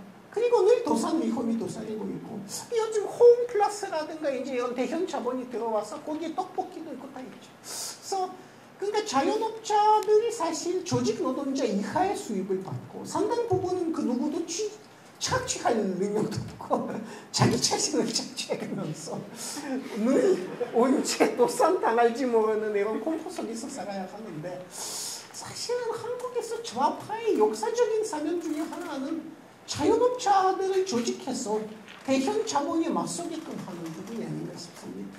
지금도 이렇게 점포 주인들, 슈퍼 주인들이 이렇게 대자본이 들어올 것 같으면은 조직을 해서 반대 투쟁하고 그러는데 좌파는 거의 그런 부분에 간섭을 못했고 그리고는 좌파 정당에서는 떡볶이 아주머니가 이렇게 진보신당에 가입하고 그 활동하는 사례가 거의 없잖아요. 그러니까 그만큼은 이게 역사적 사명 중에 하나인데 우리 못하는 거죠. 그러니까 사실은 그렇게 잘한 사례를 소개해주면 일본 공산당이 그 부분 비교적으로 잘했습니다. 일본 공산당 당원의 상당 부분이 슈퍼주인들이에요. 슈퍼주인 자영업자에게 극근과 아주 작은 규모의 자영업자들인데 공산당이 60년대 이후로는 자영업자들의 상권 사수 투쟁, 그러니까 대형 자본 입주 그러니까 반대 투쟁, 그러니까 이런 것을 공산당이 주도해왔고, 그러니까 그만큼은 슈퍼 아저씨라든가 이렇게 노점상 이런 분들 포장마차 주인 이런 분들한테 공산당의 인기가 많습니다. 일본에서는 사실 일본의 그러니까 집안 뭐 경도 같은 도시에 가면 대표적인 공산당 지지자는 대학 교수도 많지만 그래서 아주 대표적인 공산당 지지자는 슈퍼 아저씨 주인 아저씨죠. 아주 이렇게 친밀하게 공산당은 그러니까 지역에 이렇게 연쇄 상권 보호죠. 이렇게 인식을 하고 마르크스 레닌주의 잘 몰라 이 사람들이 그러는데 어쨌든 공산당이라는 게 아주 큰 자본으로부터 우리와 함께 같이 연대해서 싸운 좋은 사람들 뭐 거기까지 인식을 하는 거죠. 일본 공산당 이거는 너무너무 잘 해놨는데 한국에서는 여태까지 진보운동은 지난 민노당 때 노회찬 의원부터 시작해서 그러니까 세입자 보호 법률 채택 투쟁을 했는데 거의 흐지부지했고 지금 같은 경우 상당 부분의 그 세입자 연쇄업자 세입자들 보면 소작이죠. 거의 이렇게 공무주한테 줘야 하는 돈이 소득의 한 50% 넘습니다. 옛날에 식민지 시대 소작인들이 보통 소작료가 뭐 55%, 60%였는데 똑같아요. 지금도 똑같아요. 그러니까 이제 이런 분들을 위해서 진보신당이 뭘 할 수 있습니까? 어떻게 이런 분들한테 우리가 설득력 있는 구체적인 정책, 우리가 세입자 보호를 어떻게 할 것인지, 그 다음에는 연쇄 상권 보호, 그리고 대형 소매 자본 반대, 그런 것을 어떻게 할 것인지 우리가 구체적인 뭔가 포부를 밝히고 이분들한테 지지를 받아야 하는데 여태까지는 우리가 노동자에게 이야기를 많이 하지만 노동자마저도 못 되는 사람들, 이런 사람들한테 호소하지 못한 게 아주 그러니까 한국적인 맥락에서 봐서는 아주 큰 문제입니다. 그래서 제가 인자는 못 봐서 그만둬야겠는데 그리고 혼자 떠드는 게 별로 재미없어요. 대화가 재미있죠. 그런데 그러니까 결론을 내리자면은 지금 유럽 같은 경우에는 아주 재미있는 과정이 진행 중입니다. 대형 노조를 기반으로 했던 그리고 사실상 신자유주의적인 질서에 포섭이 된 이런 구좌파 세력들 이 특히는 구좌파 온건 세력, 사회당, 사민당들이 지금 사실상 배제당한 대다수의 노동자한테는 이제 받은 거고 그리고 사실상 더 이상 좌파로서의 아무 의미를 지니진 않고 지금 집권했지만 뭐 프랑스 사회당이 좌파입니까? 그 뭐 체제 세력이죠. 그냥 체제의 준핵 세력이죠. 뭐 영국 노동당이 그런 겁니까? 그러니까 이제 그런 과정에서는 그래도 일부의 급진 조합하는 지금 다수가 되려고 하는 이제 배제당한 여러 노동자들, 이민 노동자, 여성 노동자, 비정규직 노동자, 조숙련 노동자들하고는 이제 조금씩 연대하려는 움직임들이 나타나고, 특히는 가장 이번에 공화의 공격을 많이 당한 남부 여러 국가에서는 급진 조합화가 배제당한 노동과 손을 잡아서 이제는 사회적 투쟁의 최선본에 있게 나서고 있는 현황을 우리가 인식해야 하는 것 같고, 그래서 우리가 배우자면은 스페인의 통일조합당이나 히라비의 시립상 블로그라든가 이제 이런 분들과, 그리고 무엇보다는 아마 남미의 조합화, 그러니까 무토지 농민이라든가 도시 비공식 부문 근로자들, 조직환경 혐의는 남미 조합화, 그런 분들한테는 우리가 좀 배워야 하는 거 아닌가, 이제 그런 생각이 있고, 한국적인 맥락에서는 그것이 무슨 의미인가는 무엇보다는 우리가 비정규직의 전단이 됐으면 하는 부분하고, 자영업자 특기는 알바생마저도 사용 쓸 여력이라고 없는 가장 염색한 자영업자, 또 사실 한국적인 맥락에서 조합화 실력의 하나의 보충목이 돼야 하는데, 그들의 경제적인 입장에서 본다면 그들이 조직 노동자만큼도 벌지 못해요. 그리고 사회적 지위가 실제로는 현대 자동차 정규직보다는 그 언제 도산 당할지 모를 구멍가게 해주신 사회적 지위가 낮은 거죠. 그래서 이런 분들도 어떻게 보면 조합화하고는 이렇게 연대해야 하는데, 우리가 아직까지는 그런 조직 노력을 너무 못한다.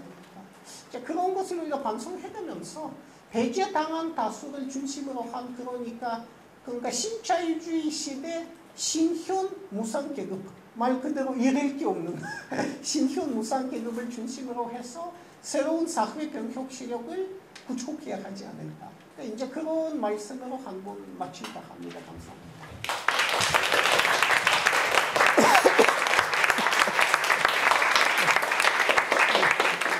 오늘 저희 강연회를 하시기 전에 다른 곳에서 4시간 동안 말씀을 하고 오셨대요. 그래서 혼자 하시는 걸 싫어하신다고 하시더니 그래서 40분 하신다고 하시는데 1시간 하셨습니다. 제가 다시 한번 박수 드립니다. 정확하게 한 5분만 좀 쉬었다 하겠습니다. 화장실도 좀 갔다 오셔야 되고 해서, 화장실은 요 옆에 건물 입구에 있고요.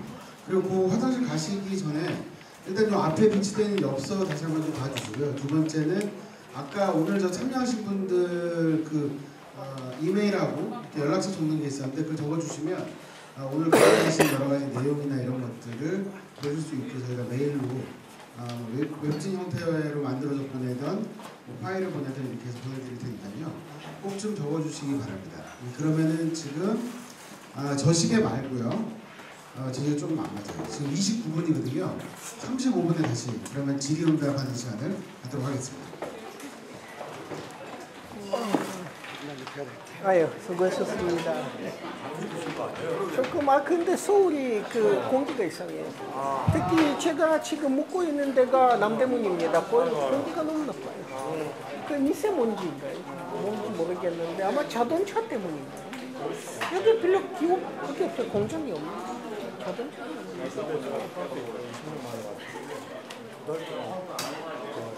타이어 타는 두달 동안 자동차가 너무 이게 불량소 파리만 내도 그래 대다수가 대중교통을 쓰죠. 이런 자동 여기 이거 아주 심해요. 그러니까 시내 그 보시면 여기가 이제 이 공간 안에 무선 마이크가 없어요. 그래서 저쪽에 왼쪽에 여러분들 보시기에 오른쪽 저 지금 마이크가 있지 않습니까? 저쪽으로 나가서 질문을 해주시면 좋을 것 같아요. 그리고 그러면은 지금부터 교수님과 질의응답 시간, 토론하는 걸 좋아하신다고 하니까요. 질의응답을 시작하도록 하겠습니다. 첫 번째 어떤 분이 하실 건가요? 첫 테이프가 참 어렵죠. 예. 마이크 안서 다 들릴 것 같은데 정말 좋아가지고. 영상을 찍어야 영상 저는 안 나가는 거죠? 다시 말해서 질문이 기록에 남는다는 거죠.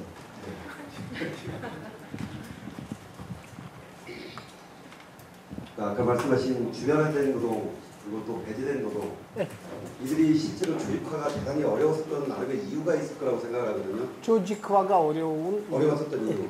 예를 들면 같은 공간, 같은 시간에 일하지 못한다라는 가장 큰 문제점이 그는 있다고 생각해요. 한 공장에서 같은 공간에서 같은 시간을 일을 할 때 이들을 조직화하는 방법하고 실제로 지역적으로도 농업 풀도가 다르고 일하는 시간대도 서로 다르고 이해와 요구 수준이 상당히 다 다른 이런 비조직화된 노동자들, 특히 주변화된 노동자들을 하나로 묶는다라는 게 쉽지 않은 거라고 생각을 하는데 혹시 이런 걸 어떻게 조직화하는 그 외국의 사례나 이런 걸 좀 듣고 싶습니다. 이런 그러니까 조직화 근데 한국 같은 경우는 지금 예를 들어서 청년 유니온이라든가 이렇게 그러니까 한 직장을 기업을 중심으로 한 것이라기보다는 이렇게 비정규직 청년 노동자를 좀 더 포괄적으로 결합하려는 노조가 있지 않습니까? 이제 그러니까 그런 것도 어떻게 보면은 서로 다른 공간, 다른 시간대 일하는 여러 사람들을 조직화하려는 것이고요. 일본 같은 경우에는 비정규직 노조들이 이 문제에 많이 부딪혀 왔습니다. 그러니까 일본에서 비정규직 투쟁은 이렇게 지난 10년 동안 그 가장 진보 노동 투쟁이 이렇게 핵심이 됐는데 거기에서 보면은 예를 들어서는 편등 노조들, 그러니까 여러 비정규직들을 여러 연쇄 공장들이 비정규직들을 이렇게 규합시킨 노조들을 보면은 그러니까 대체로는 이렇게 조직하려는 사람이 이렇게 노동자들을 접근을 하고 노조의 의미를 설명하고 그리고 투쟁이 발생하면은 연대를 하면서 여러 노동자들한테는 왜 노조가 필요한지 그 연대를 통해서 이렇게 솔선수범해서 몸으로 보여주고 그렇게 해서 특히는 지역이 이렇게 일본의 경우들을 보면은 지역이 조직의 하나의 단위가 되는 경우가 많았습니다. 그러니까 오사카의 편등 노조. 그러니까 지역에서는 이렇게 여러 비정규직들 서로 이렇게 다른 시간 다른 공장에서 일하는 비정규직들이 결국에 하나의 이렇게 노조에 결국 소속하게 되는 경우를 볼 수가 있죠. 근데 예를 들어서는 사실 비정규직만 조직한다는 게 어떻게 보면은 일본과 한국의 특성인데 만약에 이렇게 그러니까 특히 유럽의 노조들을 보면 되게 산별 노조들이고 비정규직, 정규직 그렇게 구분 없이 멤버를 이렇게 조합원들을 받아들이는데 대표적으로는 산별 노조 중에서는 이렇게 여러 곳에서 여러 조건으로 다양하게 일하는 사람을 받아주는 노조라면 제가 비교적으로 잘 아는 노조는 뭐 영국의 대학 교원 노조 같은 것입니다. 대학 교원 노조는 영국 같은 경우에는 정규직, 비정규직 대학 교원 노동자들을 같이 조직합니다. 같이 조직하고 비록 예컨대는 작은 단과 대학에서 비교적으로 고립됐다 싶은 비정규직 간사를 하더라도 어쨌든 그 지역별 분회에 가입을 해서 노조의 여러모로 이렇게 투쟁 과정에서 도움받을 수가 있는 그런 사례를 들 수가 있습니다. 그거 이제 Lecturers Union, University Lecturers Union, 그러니까 대학 교원 노동자 노조. 그러니까 지역 또는 산별이 단위가 되어서 이렇게 그 시간대가 다르고 공간이 다르다는 장벽을 뛰어넘는 방법이 있지 않을까. 이렇게 말씀드릴 수가 있겠습니다.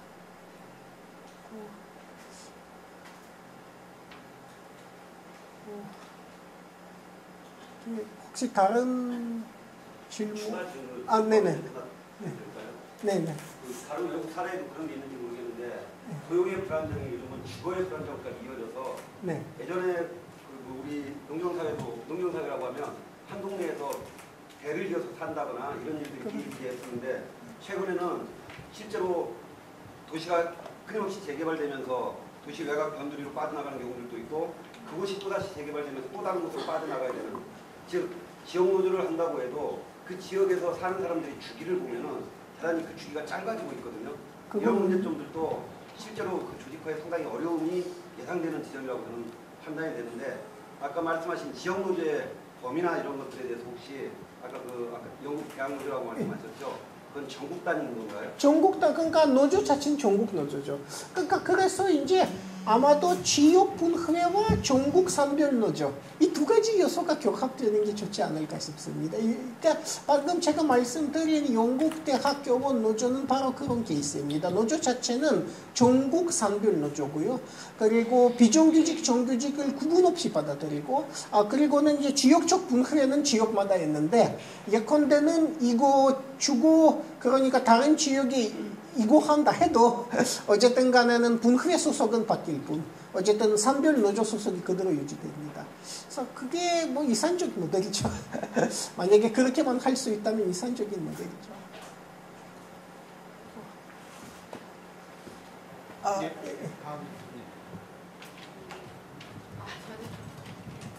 궁금한 게요. 실은 우리가 계속 배제된 노동의 증강을 추구를 하고 있는데, 그리고 조직 노동에 대한 배타적인 태도가 저희는 많이 있다고 봐요. 다시 한 번 말씀해 주시겠습니까? 조직 노동에 대한 배타적인 저희 의식이 많이 있는데, 현재 저희 사회의 조직 노동이라고 해도 실제로 미래가 불안한 거는 마찬가지라고 보거든요. 정규직이라 해봐야 그거 다 시간의 문제 아니에요? 그렇죠. 뭐 시간의 문제, 조직 노동 자체가 조직 노동의 미래가 될 수 있는 상황이어서 크게 차이는 안 난다고 보는데, 근데 실은 그래서 신자파 운동이라든가 우리 당의 미래, 진보신당이라고 하는 정당의 그 향후 주체를 바라볼 때 현직 미조직화되어 있는 그런 비정규 노동이기도 하지만, 그럼에도 불구하고 실은 정규직 노동과 그동안 어쨌거나 존재하지 않았던 부작파 운동의 주체들이 또 함께 갈 필요는 있다고 봐요. 근데 거기에 대한 너무 배타적인 이제 태도를 갖고 있는 것은 좀 문제나 생각이 드는데 들고요.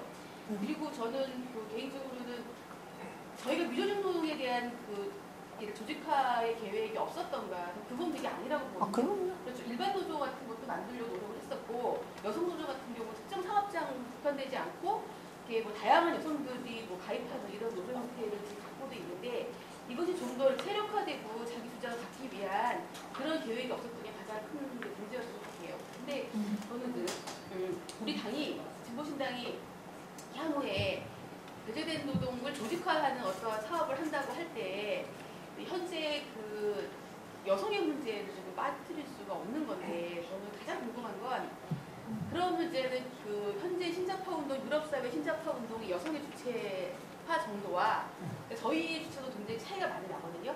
근데 그런 것에 대해서 혹시 차별적인 어떤 지점들을 발견하신 점이 있으신지. 그러니까 저는 보기에는 저희가 민주노동당만 여성들이 지지하지 않았던 게 아니라 여성들이 지지했던 어떠한 정당도 없었다고 생각을 해요. 녹색당 같은 경우도 여성주의 내 일부가 녹색당을 지지하고 있고, 또 그 안에 녹색당을 지지하는 여성들의 주체도 굉장히 보면은 생협 중심으로 한 중산층 여성들의 생활의 요구들을 많이 반영하고 있었던 것이고, 계급성이라든가 이런 건 없는 상태이고, 진보신당 여성들의 섹슈얼리티 문제라든가 노동 계급성에 관한 문제제기는 하고 있지만 신뢰를 준다거나 실력을 인정받지 못했기 때문에 못했던 점이 있는데, 유럽 사회에서의 여성들이 지지하는 정당이 갖고 있는 특색이라든가 뭐 이런 게 있었는지 그걸 한번 좀 알려주세요.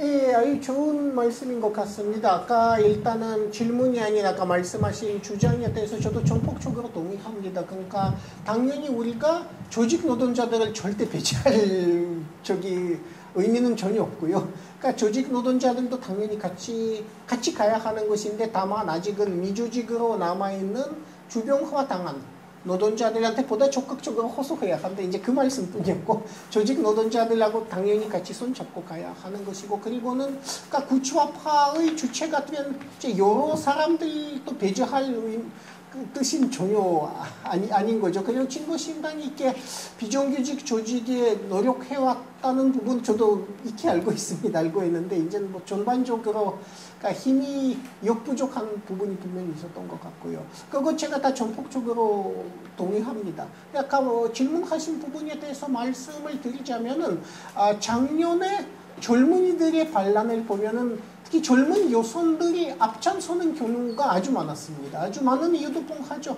실제로는 뭐 젊은이 대다수는 취직이 대단히 어렵습니다. 유럽 같은 경우에는 아까 뭐 극단적인 사례, 뭐 스페인이나 그리스에서의 젊은 층 중에 뭐 절반 이상이 실업자가 됐다. 이런 거지만 극단적인 사례가 아니더라도 뭐 제가 사는 노르웨이 인접 국가가 스웨덴인데 스웨덴은 그나마 산업 기반이라도 비교적으로 제대로 남아 있고 나름대로는 이렇게 자본 수출도 많이 하는 나라입니다만은 스웨덴만 해도 지금 뭐 젊은이 실업이 25% 이상이죠. 근데 가장 그런 실업의 광풍에 노출되어 있는 건 역시 여성들입니다. 그러니까 여성 같은 경우에는 이렇게 또 이유도 뽕하죠.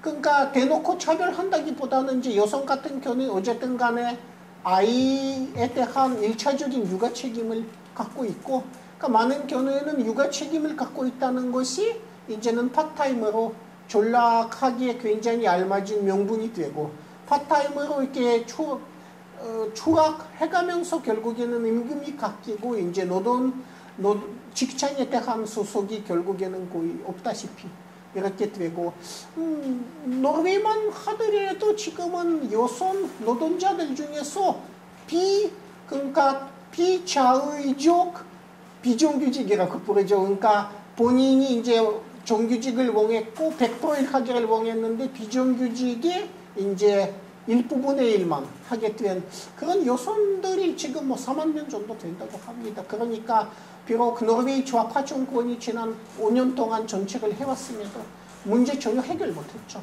그러니까 여성들이 이렇게 새로운 신자유주의적인 실업 광풍을 가장 아프게 맞고 있고, 그리고는 지난번에 젊은이 반란의 리더 중에 여성들이 되게 많았습니다. 유럽뿐만 아니고 인상적이었던 게 칠레 학생운동.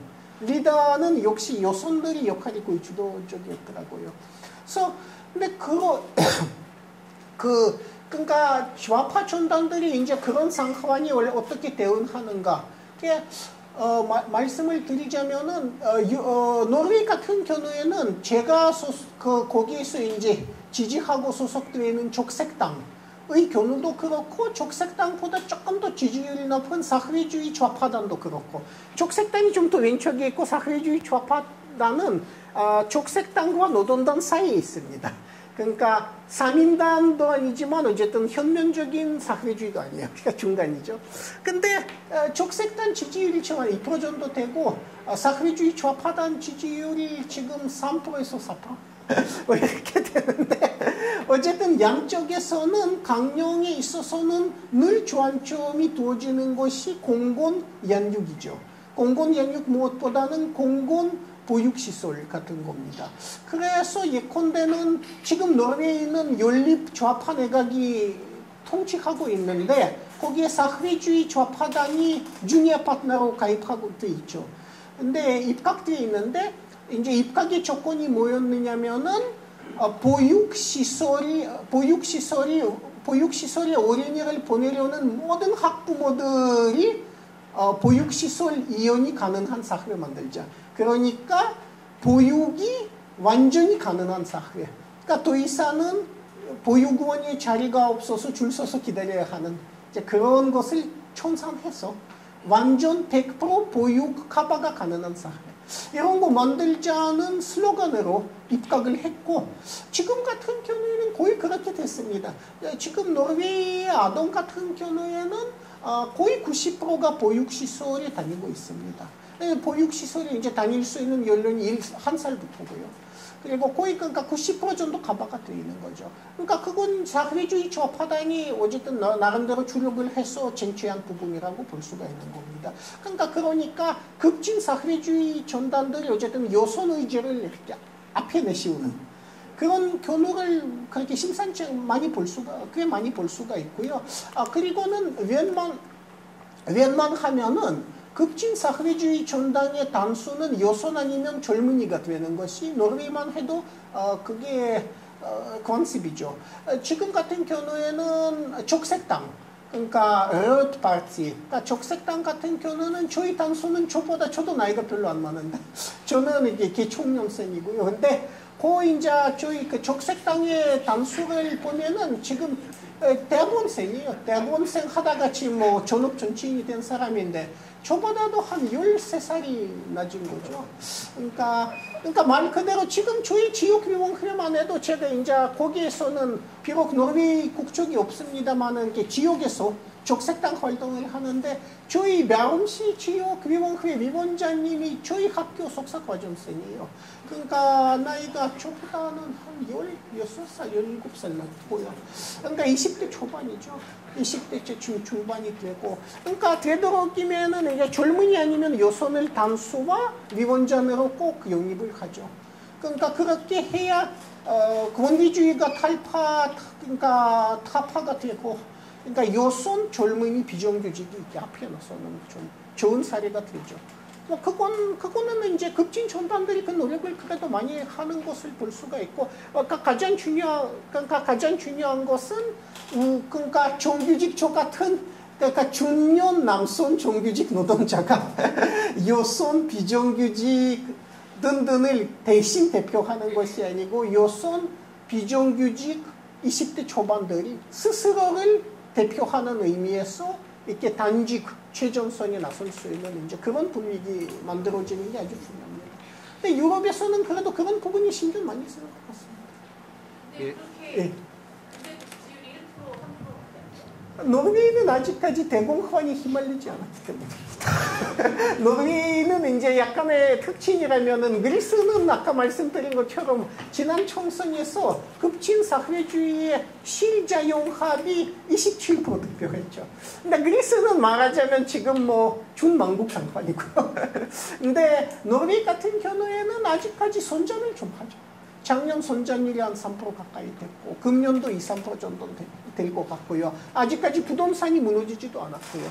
부동산의 가격의 상승률이 제가 노르웨이에 있었던 지난 12년 동안 오슬레 지역에 한해서 말씀드리자면 500% 가까이 됐죠. 그러니까 엄청 늦게 막 오르고 있는 것이죠. 그러니까 노르웨이는 산유국이라는 특징이 있고요. 그리고 유럽 연합에 소속되어 있지 않아. 유럽 연합이 신자유주의 정책으로 경제가 좀 덜 망가진 부분도 있고 어느 정도는 금융자본 견제를 좀 할 수가 있고 그리고는 산업시설 이전 같은 거 견제할 수가 있죠. 그러니까 그런 의미에서는 노력을 해도 아직까지는 노르웨이 노동자 근로대중의 대부분이 온건 구치화파인 노동단의 투표를 하죠. 네. 그러니까 그거는 어디까지는 노르웨이라는 이 세계의 가장 부유한 나라의 뭐 특성이면 특성입니다. 노르웨이는 아시겠지만은 1인당 국민 면목 소득은 한 8만 불 정도 되거든요. 그러니까 그런 나라에서는 급진 좌파가 일정 수준 이상 이렇게 지지 얻기가 대단히 힘듭니다.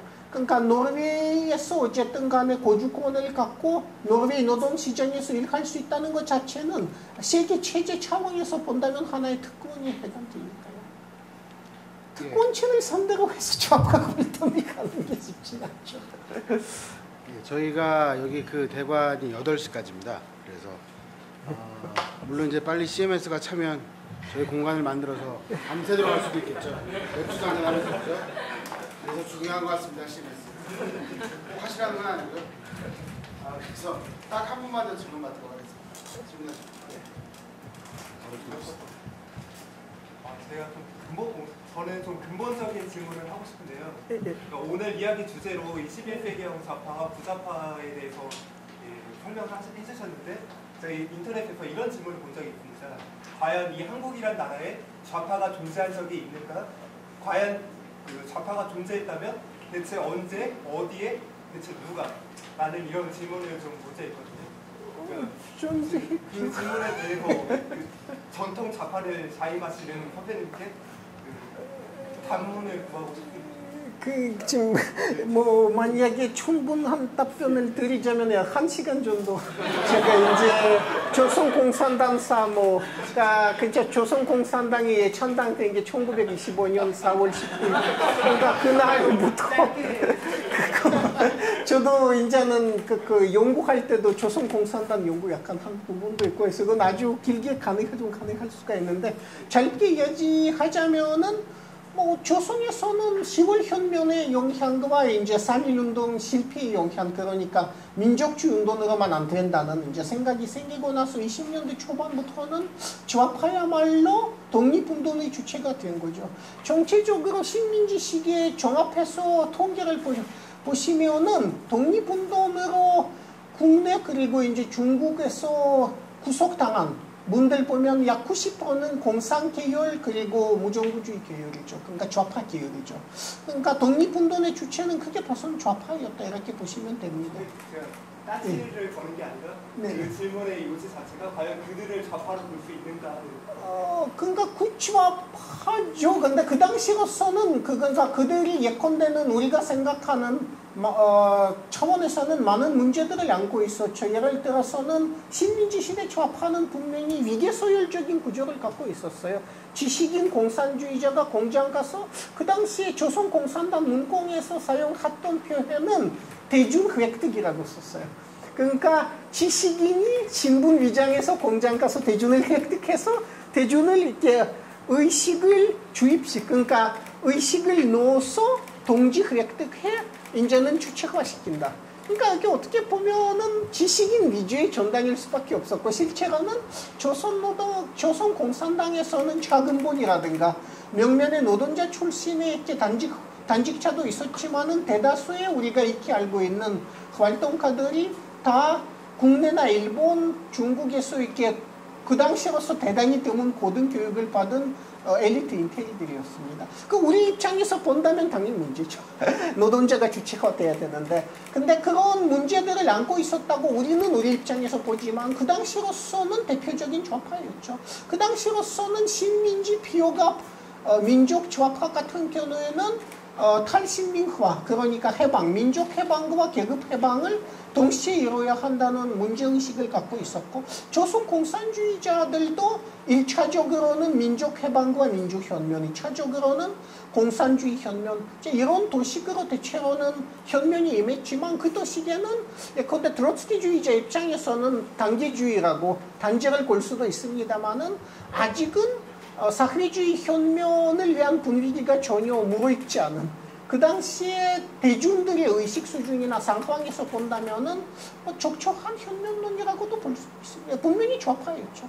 한국 좌파가 결국에는 해방 이후에 분단과 전쟁 과정에서 소멸당했고 그 다음에 남항에서는 53년 이후로는 80년대까지 멸근실 수준의 반공주의는 좌파를 자행하려는 사람들을 계속 소멸시키고 있었고 그러니까 결국에는 멸근실 수준의 반공주의가 어느 정도 전원을 고하고 나서 90년대 후반에 이제는 좌파가 다시 구심점을 찾아 이렇게 단을 만들 수 있게 됐는데 근데 그때는 그러니까 특히는 내부적인 문제 그러니까 소련의 몰락과 이제 북조선의 지속적인 생존 문제 그리고는 자유주의자 리베랄들에 대한 태도 문제 등으로 좌파는 이미 심각한 분열을 앓고 있었고 그 일부분은 민족주의 이데올로기를 통해서 어떻게 보면은 자유주의화도 있었다. 그러니까 자유주의자와의 연대를 우선시하고 있었다 이렇게 볼 수는 있습니다. 그런데 기원으로 거슬러 올라간다면은 조선에서는 분명히 식민지 시대 이후로는 좌파는 대단히 중요한 역할을 해왔죠. 왜 없었습니까? 있었죠. 그러니까 소멸당한 것이지 없진 않았어요.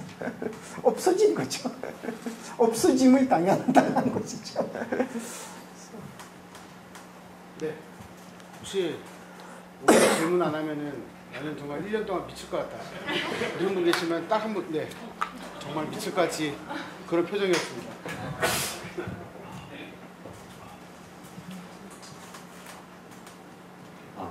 안녕하세요. 서울시 보건구에서 수고 역사대학생 구서입니다. 앞서 말씀하신 강연 너무 잘 들었고요. 그 앞서 강연하신 내용 중에서 특히 그 유럽에서 발발한 그 젊은이들의 반란 그 내용에 대해서 약간 기억나고 싶은 게 있는데 그런 젊은이들이 그 약간 그 좌파적인 색깔을 떠나서 그 미래를 빼앗긴 그 사회에 대한 분노로 그런 이유로 해서 그런 집단적인 시위를 벌였다는 이해인데요. 그렇다면은 현재 대한민국에서도 그런 많은 젊은이들이 이런 식으로 좀 사회에 대한 불만이 많이 쌓이고 이러한 과정에서 이런 대한민국 내에서 그러한 형태로 젊은이들의 시위가 발생할 가능성에 대해서 선생님의 의견을 듣고 싶습니다. 저는 내년이나 내후년에 우리가 그런 과정을 목격하지 않을까 이런 예상도 좀 합니다. 그러니까 왜 그런가 하면 우리가 지금까지는 뭐 사실 대한민국이 아직은 대공황의 영향 좀 덜 받고 있는데 우리가 중국하고 약간 동반 선전하고 있는 거죠. 그러니까 중국 경제는 아직까지는 뭐 7% 이상의 선전을 하니까 거기에다가 결합이 되어서 뭐 일부 제조업은 또 거기에서 생산을 하고 또 중국 시장을 많이 활용하고 있고, 그러니까 그런 과정에서는 아직은 동반 선전하고 있는 것인데 중국 같은 경우에는 지금 급격하게 냉각하고 있는 과정이 있는 것이고 거기에 연결되어 있는 대한민국 경제도 사실은 지금부터 이제는 빨간불 조금씩 켜지기 시작한 겁니다. 우리는 사실 약점들이 엄청 많죠. 약점들은 이제는 수출 의존도, 그러니까 무역 의존도는 95% 가까이 돼서 사실상 약간이라도 외부적인 충격이 가해지면은 전체 제조업 구조가 흔들흔들하는 그런 취약한 구조고, 그 다음에 우리의 가장 큰 두 개의 약점은 부동산, 비정상적인 지금 부동산 가격 구조하고 가격비 같은 겁니다. 그리고 그거는 이제 한번 터지기 시작하면 그다음에 연쇄 반응을 일으켜서 사실 경제 상황이 파국으로 치달을 가능성을 우리가 배제할 수는 없습니다. 그래서 일단 선전이 이미 둥화가 되어서 내년 내후년부터는 거의 최저 선전, 극도로 이제 낮은 선장 시대에 접어드는 건 확실할 것 같고요. 그러니까 붕괴의 가능성 등등 이야기하는 게 조금 위험할 수가 있지만 어쨌든 간에 더 이상은 2~3% 이상의 성장이 없으리라고 대체로 예상을 하죠. 근데 그런 과정에서는 젊은이들 같은 경우에는 이제 학자 윤자, 그러니까 이렇게 받은 그 학생 등록금 내면서 이렇게 진피드 문제라든가, 그리고 청년 실업률이 지금 실질적인 청년 실업률, 그러니까 알바를 전정하고 취업을 포기하고 이제 그런 말하자면 통계 안 잡히는 백수, 청년 백수까지는 다 잡아버리면 거의 한 20% 정도 되거든요, 한국으로. 근데 우리는 아직까지는 대가족 형태가 어느 정도 남아서 부모님한테 얹어서 살고 누군가한테 얹어서 살고 이런 게 가능하니까 이렇게 스페인이나 그리스처럼 이렇게 격렬하게 나타나진 않지만 어쨌든 실질적인 청년 실업률이 계속해서 높아질 것이고, 그리고는 앞으로 어떤 아주 심각한 문제가 있을 거냐면은 과잉 학력 문제죠. 사실은 지금 대한민국의 젊은이들의 학력을 대한민국 경제는 전혀 소화할 수가 없어요. 우리 경제라는 것은 그러니까 소수의 대기업들이 비교적으로 좋은 조건으로 직접 고용을 하는 것이 전체 고용 구조에서는 10%도 안 되고요. 나머지 90%는 중소기업들 아주 열악한 조건에서 고용을 하고 있는데, 그런 구조에서는 이제는 고졸 중에 86%가 대학으로 가는데 이제 이런 학력이 높아진 젊은이들을 이 구조가 전혀 소화시킬 수는 없죠. 그러니까 결국에는 대졸이 되어도 유일하게 갈 수 있는 자리는 제조업 중에서도 좀 열악한 조건으로 중소기업에 가고, 이제 그런 상황이 벌어질 수밖에 없는데 그런 과정에서 쌓인 좌절감과 분노, 그러니까 등록금 약탈 당하면서도 대학 졸업해봐야 할 일 아무것도 없고 아주 운이 좋아서 작은 기업에서 취직해도 그것도 불안하고 돈도 별로 안 주고 그리고는 하는 일은 전혀 내 자격하고는 관계가 없고, 그리고는 경기가 나빠져서 중소기업의 줄도산으로는 그 기회를 마저도 빼앗기고, 이런 상황에서는 결국 미래를 빼앗긴 젊은이들이 내년이나 내후년에 여기에서도 난리칠 가능성이 아주 높습니다. 근데 사실 또 그렇게 해야 언젠가 이 대한민국이 좀 바뀌기 시작하지 않을까 싶기도 합니다. 내후년보다는 내년이 나을 것 같습니다. 네, 그럼 수고해 주신 방문자 교수님께 큰 박수 한번 주세요.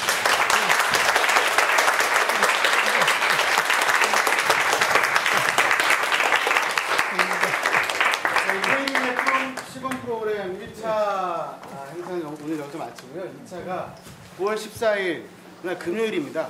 6시는 아니고 좀 늦게 할 것 같아요. 7시 반쯤부터 하려고 하는데 장소는 여기고요. 그때도 많은 참여 부탁드리고요. 혹시 뭐 가시는 길에 이렇게 아까 나눠드렸던 거를 주시거나 뭐 다른 거 제가 아니 끝나고 가야 할 것 같은데 지금 해드릴까요? 예, 수고하셨습니다. 네. 여쭤봐야 되는데. 네, 테일이 행사를 마무리하겠습니다. 녹화한 영상 다시 틀어드리도록 하겠습니다. 카피레프트라고 하시네요. 네. 강연료를 어디다? 아, 예.